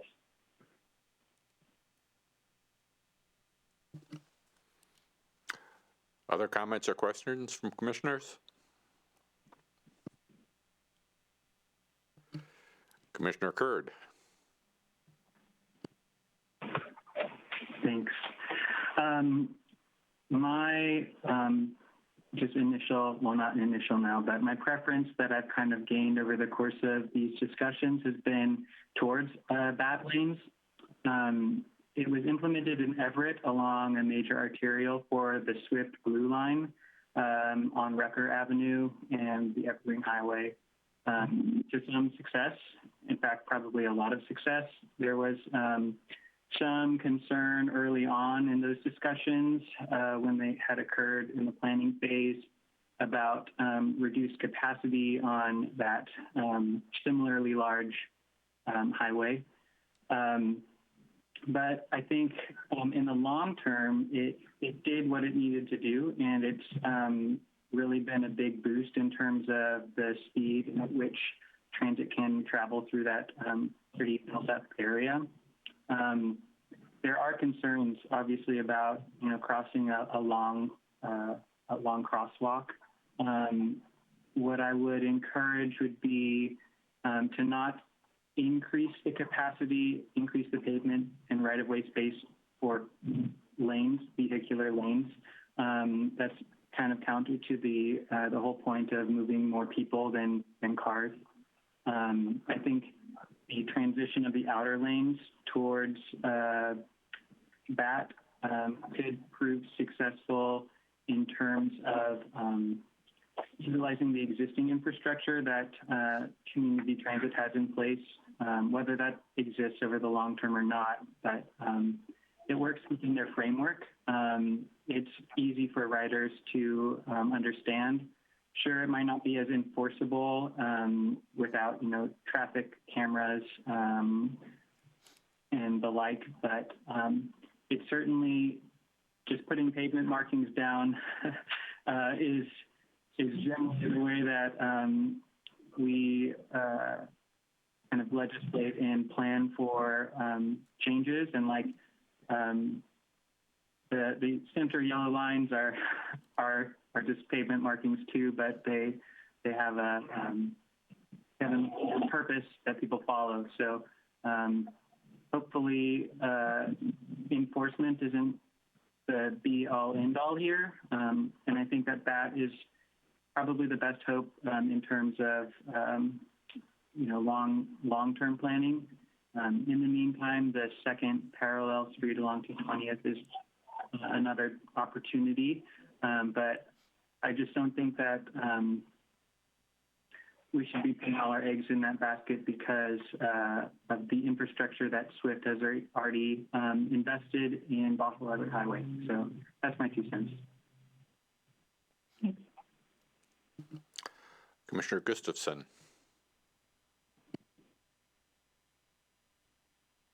Thank you. My question is especially for Mr. Blackburn, who has done so much work talking with residents in this area, is what is the feedback from residents on which of these 3 options would work, and what have been the community outreach plans around this, and what are the community outreach plans that would be possible on this? Well, you identified one of the real key issues we have had with the COVID-19 pandemic is being able to get information out to the residents. These transit options came pretty late in the process, and so we really have not had a lot of opportunity to speak with residents. What they have identified in our previous public engagement was transit was really important to people. They really did see that as a real key feature here. As well as, of course, a lot of people are still looking at the single occupant vehicle realm that they like to enjoy. But transit is important. And I think one of the things that this decision will be based upon is some of the outreach we have to the transit agencies as well as the Commission and the Council. And as we get to the maturity of this process, get a little bit more feedback from some of the residents on which option they like. I think it'll probably be bat lanes just because community transit spoke pretty favorably to that. And they are really intrigued by that, with that reversible lane, but they just see operational issues with it. And so my guess is it will eventually end up with bat lanes. But, it might be a combination thing. I think that's something we want to be open to. I think our earlier survey really pointed to people's concerns around congestion. So this phased approach where you let it be a general purpose with transit, ideally with signal prioritization for buses, seems like a good transitional middle ground. And then with the long-term goal, which also is dependent on regional support. So Snohomish County, WashDOT need to be on board with the idea of bat lanes. Otherwise, they're a little bridge to nowhere. Yes, you can get through this little stretch in 5.5 minutes, but then what do you do? So I think that, as Bruce was saying, there is potentially support in the very long term, but there is this transition period where people are still dependent on cars, where they don't want their commute to yeah.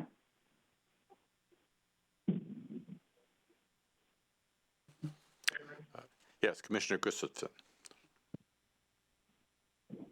Thank you. If no one else wants to jump in, I think it's great that we are doing this long-term outreach to residents, not only through Bothell, but also through the regional agencies. My question is, will we also be reaching out to the people who are employed in the area and as well as the residents? I feel if we add a lot of retail, there will be a lot of people with lower incomes who are commuting there, and maybe we haven't even identified those people yet, and that's a real tricky thing. I mean, perhaps all of these options will be equal, and this is a too detailed question, but anytime we make the decision, I feel I don't have the data. When we've talked to the businesses in the area, transit was the number one thing they were looking for. I think they are seeing the trends that their workers want to not be stuck in a car in their commute. So transit and bike and ped were the things they wanted. And again, they recognize this transition period while the area is still suburban. So kind of making it work, but shifting in that direction is what we heard from the employers who were the ones that are attracting their employees, speaking for them. Yes. One of the interesting things that we did early on was this online survey, and we found that really fascinating because so many people identified that they work within Canyon Park, and and I don't remember the exact numbers, but it was a really high percentage work or live in Canyon Park, and so that was a very important piece of the puzzle, I guess you would say, is our public engagement. So that was kind of a fun thing. We can get you that data if you would so desire. Okay. All right, Commissioner Alderks.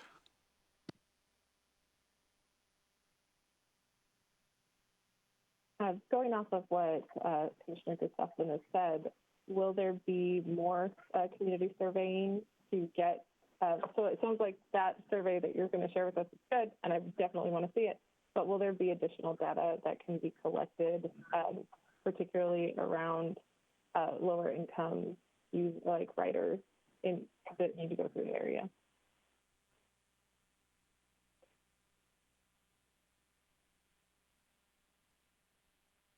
We are putting the plan out for public review towards the end of this month. And so it'll be out for public comment, and we are planning some engagement around that. It's not entirely settled, so if you have some ideas on ways to engage lower income folks who are potentially biking into the area or walking into the area using transit, we'd be happy to hear those.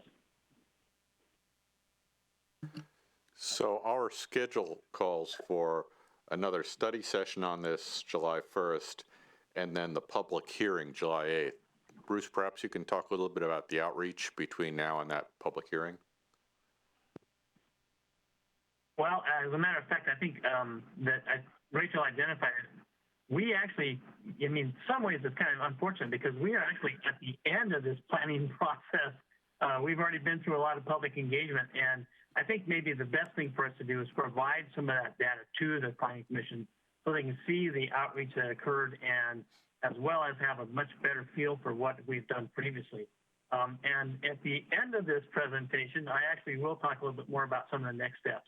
But this is definitely not the last time you will see this particular topic come up before the Commission. And Mr. Chair, if I could just add two more quick things to that. One is, I think it would be worth our while to follow up with Community Transit to see what surveys they might have done. If they have some data regarding ridership, particularly for the Green Line, I'm assuming they've done some of that, and there may be some useful data in there, socioeconomic and demographic data in that. Second is that none of these projects will be able to be implemented without some additional public input.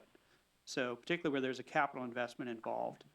So there will be some additional opportunity for that in the future. And it's possible that, there may be some changes to it as a result of that.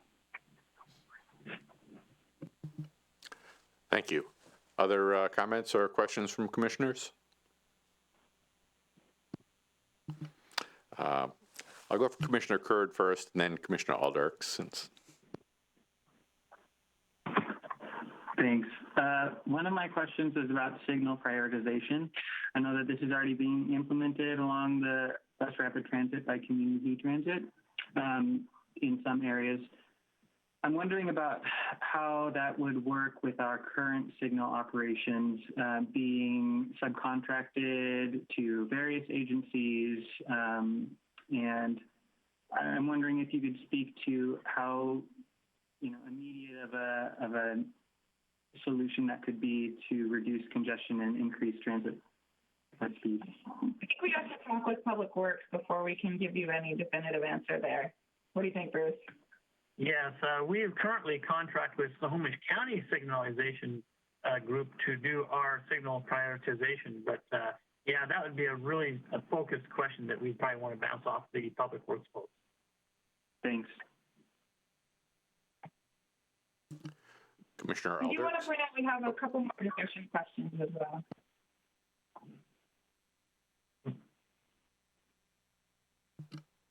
Excuse me, Rachel, did you have a comment there? I think we talked over each other. Sorry about that. We do have a couple more discussion questions as well. Okay, so I saw one more card from Commissioner Alders. You have a comment before we move on? Let's get to the other discussion questions, please. Oh, Commissioner Olson. So the other discussion things were 214th, right? Should we do improvements on 9th, and then should it be vehicle or pedestrian only? Or, I guess I'm a little interested to know what the potential improvements on 9th would be, but I do think it makes sense to make it a street open for vehicle traffic too. Not a huge one, but there's not a lot of, I think it would serve a need that we have that's not served by any other side roads off of Bothell Highway right now. It's kind of like you have to go all the way to Filbert, I think, to really cut through anywhere. At least that's what I do, and I live there. So Yes. I'll stop now. But that's kind of my curiosity point: is what would you improve on 9th? Yeah, so the idea would be for it to be brought up to city standards for, Bruce, correct me if I'm wrong on this, the collector arterial. The collector arterial, Yeah. yes, that's correct. But including sidewalks the full length of 9th Ave, and protected bicycle facilities. So bike lanes that are somewhat buffered from those travel lanes. You identified that it is an important north-south bike route west of North Creek Trail. Bruce, do you recall, or do you know, I should say, what was in the TIP that was presented to council last night? Because I noticed there was a project from 524 down to, I believe, to the school on 9th. Yes, in fact, one of the things that's kind of interesting is that there are some existing planned improvements for 9th Avenue. It is a collector underneath our current plan, so it is scheduled to receive some improvements. The priority here would those improvements have to be completed before we made that 214th Street connection or extension, if you would. But I don't know the details about it, but I do know for sure that there are planned improvements for 9th Avenue in the hopper now. We can get some more information on that before the next meeting. And, Yes, we will definitely do that. and there was a public meeting at the Canyon Park Community Church, the church behind the McDonald's there, that Commissioner Curd and I were both at. And there was considerable discussion amongst the community members. It was pretty well attended, I'd say, Bruce. Wouldn't you agree? I would say that meeting was pretty well attended by community members. And there was a lot of discussion about 9th. Yeah. Yeah, it was a very successful meeting. We were really pleased with the turnout. So there was a lot of feedback from residents that was received at that point, at least from my perspective, and I didn't see everything staff saw. Yes, and I think it'd be a fair approximation to identify that most of the residents along 9th Avenue were very concerned about that extension. They said, look, they were worried about safety, and that was a real key feature, and that was one of the reasons I believe the Planning Commission identified that safety improvements to 9th Avenue would have to occur before we made that extension. Interestingly enough, the concept of a trail pathway was pretty supported by most of the people in the audience. So that was a very engaged and interested group we had at that hearing, or meeting, I should say. Commissioner Olson. Sorry, it's me again. So I think I've been thinking about this. That's an area I'm really familiar with, and I was at that meeting as well. And I think one of the safety improvements that would be pretty important is, I don't know what they're called, but where you have a crosswalk with the flashing lights that go off. Yeah. a lot of community chatter about crossing that road right now, and that's without a road extension down to 14th. And especially with the school being there and people going to use the, the play fields and the playground equipment at the school, I think that would be something I would really want to see if 214th was extended. So at the school, right? Well, at the school, and then that's a pretty long stretch. So I don't know what sort of, how often you'd need them, but I can think of maybe at least one more, if you want to cross the street, maybe by the park. So those are the ones I can think of, but I feel like there's people who do this for a living who are much better at figuring out where the crossings would be. Commissioner Curd. Okay, thanks. Thanks, Commissioner Olson, for that feedback about the school on 9th. I think that reaching out to North Shore School District too could be useful in planning the safety improvements around the school particularly. I know that I've heard feedback from community members about how plans were instituted a long time ago for safe routes to school, and with changing conditions, they might not be meeting the community's needs today. And so I think it's really important to involve the school district in terms of, their bus flow, in terms of where they anticipate major walking routes are, that sort of thing. That being said, I still stand by our previous discussion on this issue, pretty unequivocally set on safety improvements to 9th prior to any street extension whatsoever. And the safety improvements shouldn't just be, flashing lights on crosswalks. It should also be like hard improvements, curb bulbs, traffic calming, street lighting.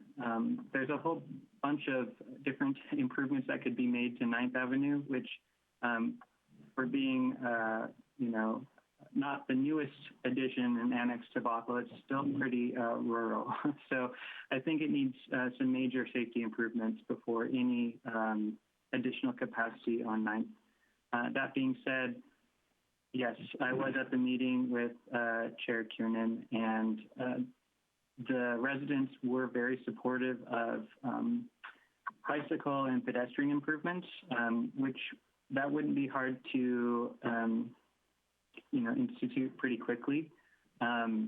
Although from the perspective of the numbers in level of service, it doesn't meet our targets, but I think we've had discussion on Planning Commission about changing level of service, and I'd still like to keep that discussion going. I don't think that the current level of service, well, one, I think that the current level of service guidance and guidelines is kind of obscuring the actual meaning when we use these letters.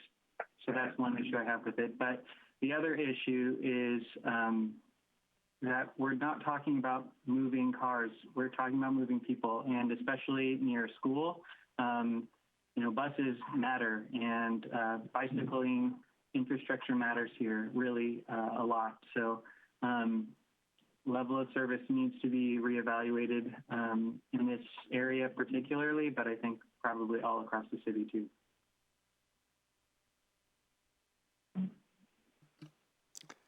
So other questions or comments on 9th and 214th?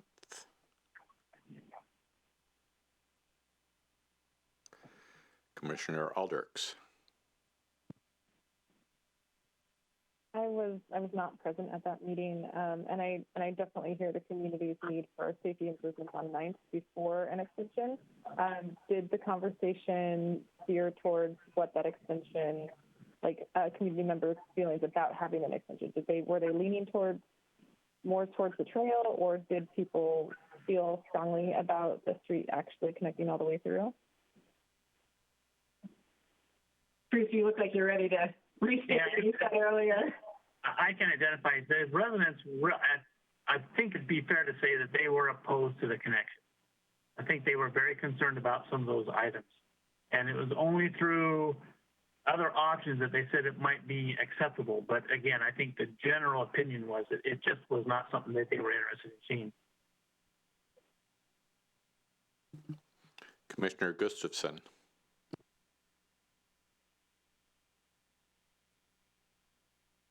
Yes, I think part of the concerns with that extension revolved around environmental impacts, at least from the folks I talked to when I was at that meeting. Mm-hmm. And I think one question is if we do some kind of mitigation to make up for that impact, would it follow a net benefit standard? In other words, not just making up for the loss, but making it better than it was before. Is that practical on that section? So it would be required. If any street goes through there, mitigation is required. And yeah, what you identified is a no net loss for sure. And it would, Bruce, there were some local mitigation projects that we have identified where the funding could go first, but there's also a mitigation bank that is a very useful way to pay into the overall wetland system in the region. So there are options, and there are some projects locally that could enhance ecological functions within Canyon Park itself.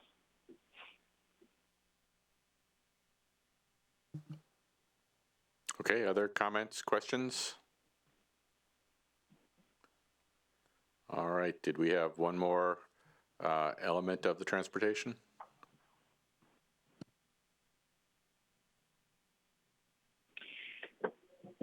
Yeah, and I think this is the third question is, okay, if 214th Street is not extended, which I'm kind of still hearing some wavering.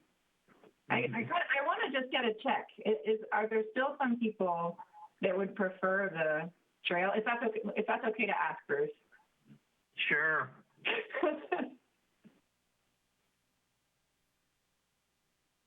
So shall we try? I think I would need some more.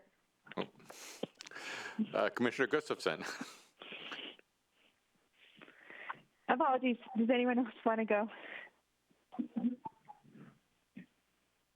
My main concern is the environmental standard. I don't know enough about it yet to really be convinced. And since I'm not a scientist, I might want to at least talk with some people with a science grad. Maybe on my own, do my own research. You'll soon get to see the natural environment section, the draft chapter in the Subarea plan. When it goes out, you'll get to see that draft that talks about the mitigation opportunities. Okay, other commissioners?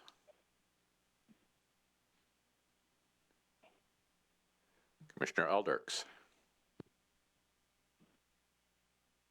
And just as my personal experience with Ninth is that we use it to avoid 527 because of the slowness and the congestion that exists through there. And so that because of how rural it is, it definitely needs safety improvements to be more walkable. And my experience is that because it's such a long road, that having some offshoots and other ways to connect to Ninth would be beneficial for those who need to go through the neighborhood but don't necessarily live in the neighborhood. And I realize that it can be at odds with those who actually live in the neighborhood.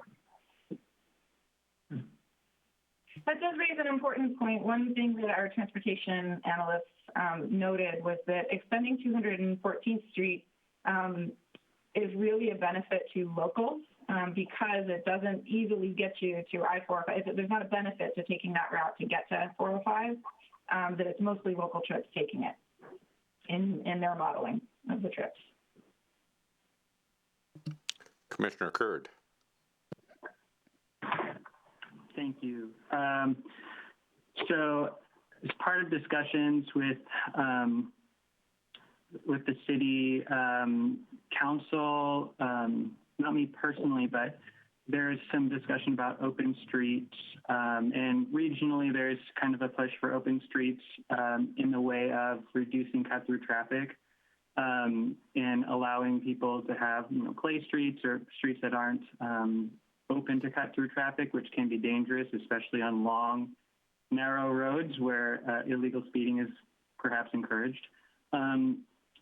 I am against the extension of 214th Avenue or 214th Street as a vehicular thoroughfare, but I am in full support of pedestrian and bicycle infrastructure improvements. And I think I probably have stated my reasoning before, so. Okay, thank you. Other questions, comments? Yes, Commissioner Peastrup. Do you have any facts or figures of how many more vehicles would use that through street on a daily basis? We had them for an earlier scenario, and you know what? I don't want to misquote the numbers, so I'll get that back to you. Okay. Yeah, I'm with Commissioner Kerr. I don't think sending a flow of traffic into a residential area is ever a good idea. People get off work, they check their phone. It just doesn't sit well with me.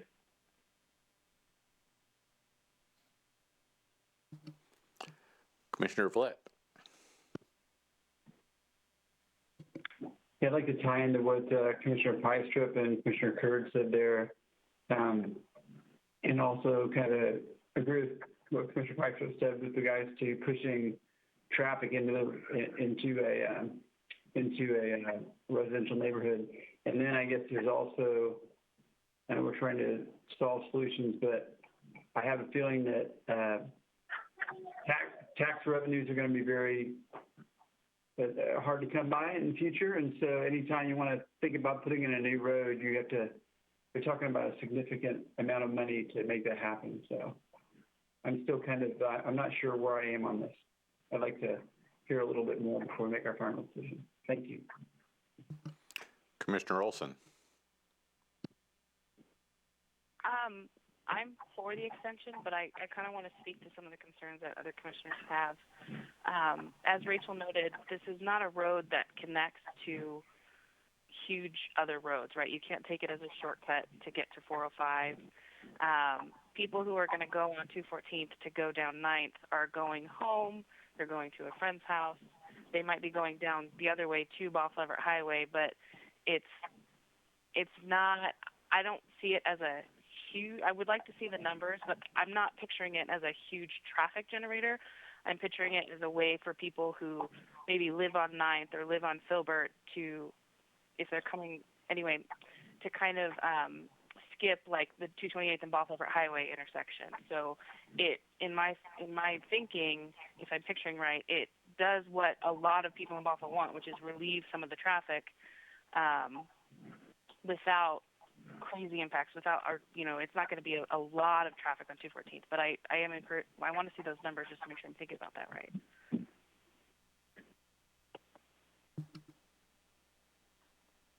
Commissioner Kurd.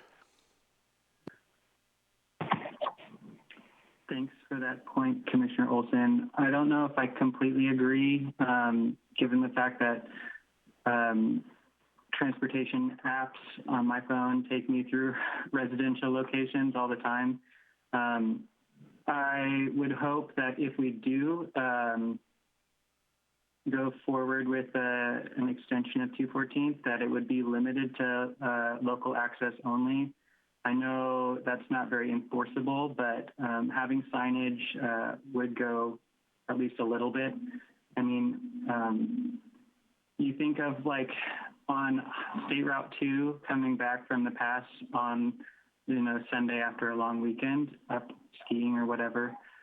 There's a route in Sultan that goes, I don't know, like 20 miles out of the way just to go around the city, and that's that's a huge bypass, but it's used a lot. And so even just these small routes, I feel like we need to do something in order to ensure that these are going to be used for local access only and not just dangerous cut-through traffic. So I would hope that we could come up with some sort of creative solution to ensure that local access is maintained or expanded upon to reduce some of the load on the main arterial, but I'm not really sure what that might look like. So I'm encouraged by maybe some of the creative people that we have working on this plan, and hopefully they can come up with something good.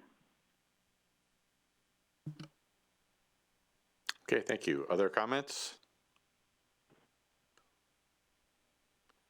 So, Bruce, shall we move on? Oh, did I miss? Yes, indeed, sir. Thank you.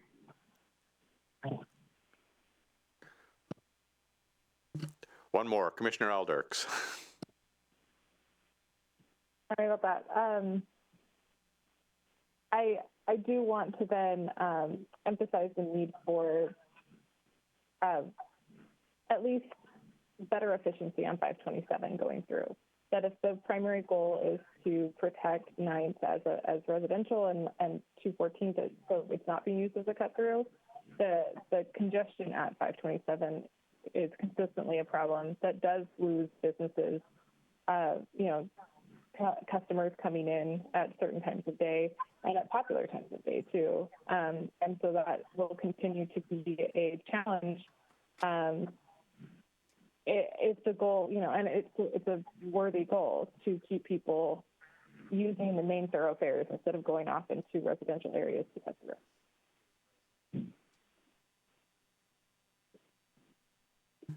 We seem to be having some technical issues.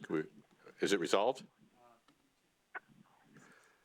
I think we're going to have to take a brief recess, maybe 5 minutes, while we deal with some technical issues on this side. So sorry about that. It just seems to have popped up. So I've got 8:25, 8:30. Check back in. All right. Thanks, everyone.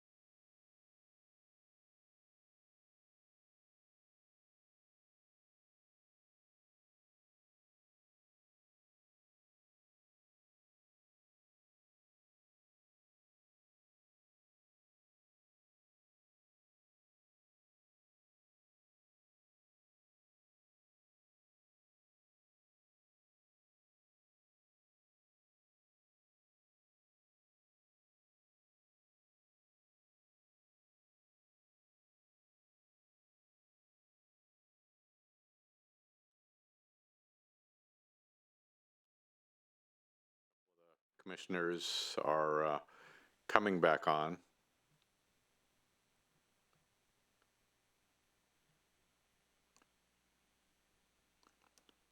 Watching the little squares populate themselves.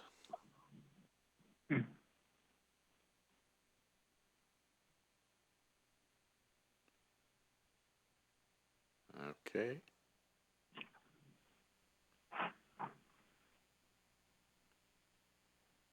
Amanda, and if we can get Sarah to pop up, we'll be.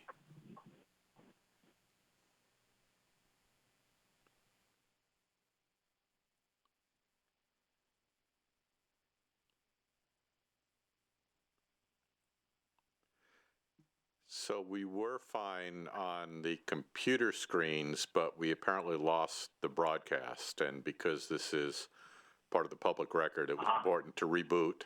So it looked fine to all of you, but we need to address that. So we need you to go back to 8 o'clock and repeat everything you've said since then.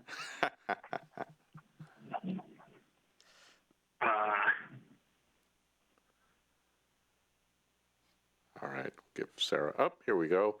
So we're all back. I think we were pretty close to wrapping on 2/14. So Bruce, you want to take us to the end here? Absolutely. Next slide, please.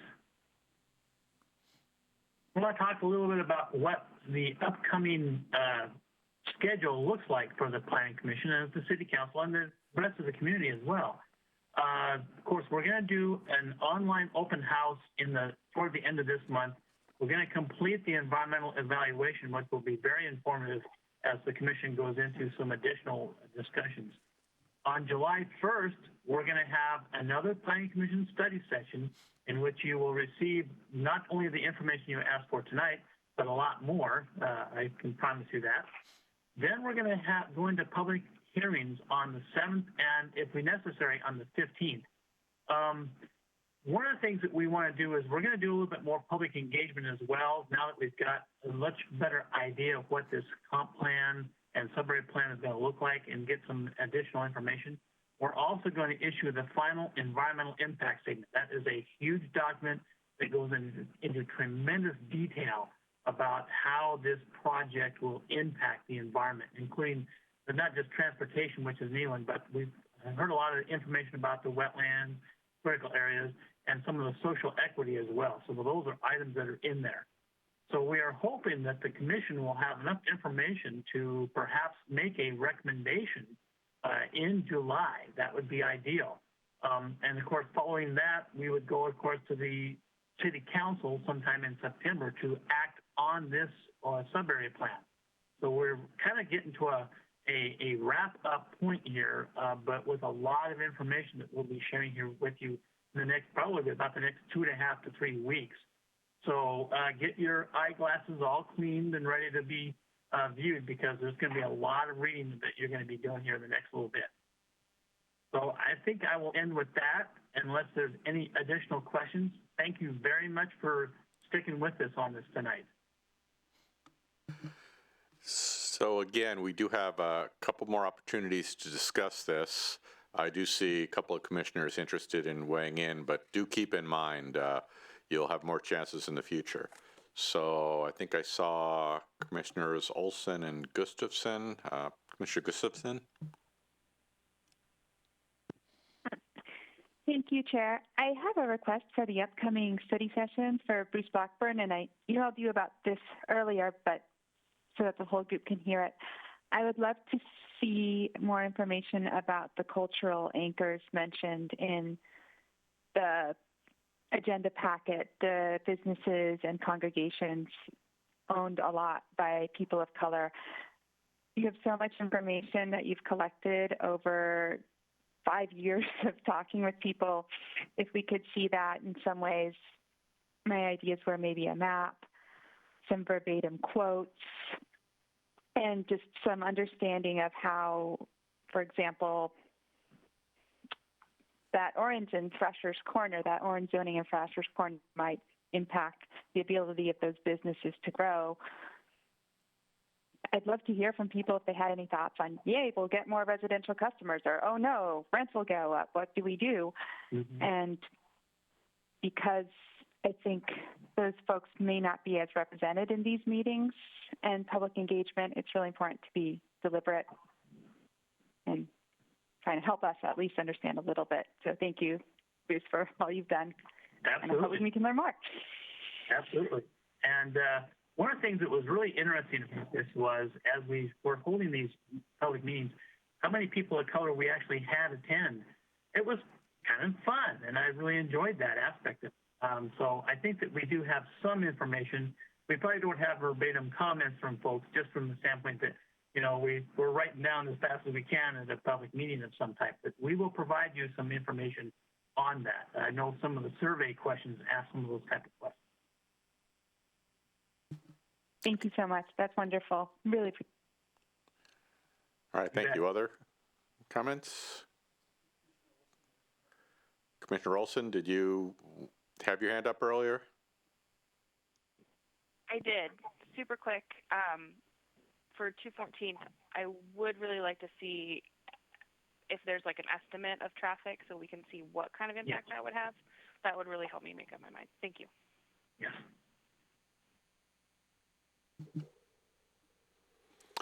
All right, so And Bruce? And if I may, I'm sorry, Chair. If I may, I want to offer my ability to sit down or go do phone calls or something like that with individual commission members if they have questions. We've given you a lot of information to digest, and I want to make sure you know that you can contact me and ask me questions if you have an interest in getting a little bit more feedback on some of the historical aspects that I have chock full my brain of. So let me know if you have questions, and that's informative for us because that helps us provide information to the commission as well to find out what you're interested in seeing. Thank you for that offer, Bruce. I don't know that all the commissioners know how many years you've been working on this. I know it's quite a few, and I'm also not sure that they all know you'll be leaving the city soon. I'm not sure how conditions have affected your plans, but you won't be a resource forever on this, so I'd urge people who do have questions to reach out and take up Bruce on his offer. So with that, I think we'll move along on the agenda. Again, no decisions tonight on this.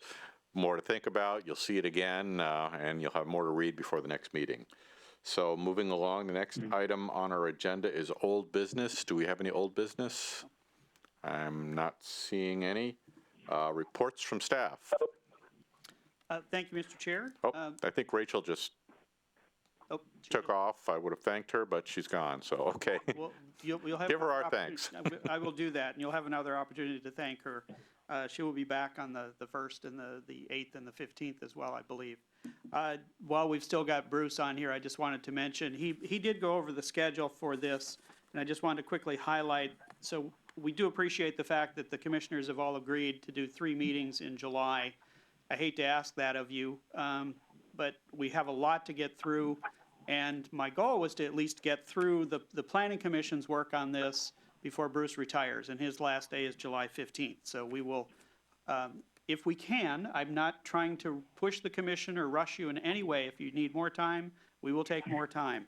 But that's our goal, at least, is to be able to wrap this up before Bruce retires. So we will have an appropriate send-off, I'm sure, for him there. May have to have virtual cake or something. We will, yes, we'll figure something out. I was talking with someone else in City Hall the other day who said, what are you going to do when Bruce retires? And I said, I'm going to cry a lot. So he will be terribly missed in this, but we know where to find him. So I would echo the chair's comments earlier. Take full advantage of Bruce's knowledge while he is still with the city, because there's a tremendous amount of information and knowledge and I would add wisdom there as well. So we also have a few other things on the agenda for the July meeting. So some of the newer commissioners may not be as familiar. I know we've talked about this with some of the other commissioners. One of the city-owned parcels, we refer to it as Parcel A. It's on the other side of State Route 522, next to the park. and it's in the downtown area. And that is a parcel that the city is in the process of selling to an affordable housing developer. Imagine Housing currently has an option on that property to build affordable senior housing, primarily senior. I think there's a few other units in there, but it's at 30% of area median income and below. So it's actually very low income, and it's some affordability that we don't have much of in the city. So we're really excited about the possibility of that project. One of the things that we need to do in order to make that project work, however, is to reduce the parking requirements, which we've talked about in any case. And there's state legislation that was passed, if not this last session, the one before that, that actually mandates that we do some parking reductions for certain types of housing, including senior, including affordable, that's within a certain distance of transit service. So we need to get that done in order for their project timeline and their funding applications that they have to pursue. So we're bringing that to the commission in July as well. That's why we're sort of putting a little bit more on the agenda than we normally would. That will be a briefing for those code amendments on July 1st, along with the continued briefing on Canyon Park. Then on the 8th, that will be devoted exclusively to Canyon Park and the public hearing. And if the commission is ready to make a recommendation after that public hearing on that evening, it's advertised that you can do that. If you're not ready to do that, perfectly fine. Again, we would have a continuation of the public hearing to the 15th of July. And we can continue the public hearing for as long as necessary while the commission continues to deliberate until you're ready to make a recommendation on that. We have also scheduled a public hearing on July 15th for those parking reductions and height allowances that, again, it's primarily for Parcel A. The parking reductions will actually apply in other parts of the city as well. So we're scheduling that for public hearing and hopefully recommendation from the commission the evening of the 15th. We do tentatively have, and again, thank you for agreeing to an August meeting if we need it. That would be August 5th. We're hoping that we don't need to use that, but we're keeping it in reserve just in case if we need it for any continuation of public hearing or deliberation for recommendations on either Canyon Park and or the parking reductions. So that's the calendar, at least at this point, that we're looking at. And I believe we've only heard from one of you that, well, there's one meeting that you may not be able to make or cannot make. So we should be fine there as far as a quorum. I just got word today that we expect the governor will extend the waiver on the Open Public Meetings Act. So and that is supposed to go through July 1st, which if it is through midnight of July 1st, then this next meeting we'd do the same thing we're doing here. There wouldn't be any public in attendance, but we would still provide opportunities for public comment, written or oral. We're figuring out how we're going to do the public hearing on the 8th, and hopefully by then we'll be able to have people in attendance and testifying. We may even be able to have all the commissioners present at that time. We don't know yet. So that really depends on whether we're in phase 3 by that time. That would be tight because King County just applied for phase 2, and typically it's about 3 weeks before you can go to the next phase. So I'm presuming, at least for the first, we'll still be doing this virtually. For the 8th, maybe we'll be doing in-person meetings, but stay tuned for that. We'll certainly keep you apprised. The last thing I wanted to mention is at the last meeting, we talked about population, the city population. We do reporting annually to the Office of Financial Management. That's a state office, and they do population estimates as of April 1st every year for every jurisdiction in the state. And I had put out a possibility that our estimate would come back as about 48,500. I missed it by 100. And it came out the next day, so staff accused me of peaking ahead of time, but I did not. So as of April 1st, according to the Office of Financial Management, our population in Bothell is 48,400 persons. So we are 1,600 shy of 50,000 population, which 1,650 is what we added this previous year. So we could get there next year. So again, thank you for all of your questions and good discussion this evening. It's been very helpful. And staff, on behalf of staff, we really appreciate all of your time and effort into this. And that's all I had, Mr. Chair. All right, well, thank you. It is clear that the staff has done a lot of hard work on these matters, so we appreciate that. It makes it much easier to consider and discuss them. So next item, any reports from members? Time for you to weigh in with anything in particular you'd like to share with the rest of the commissioners?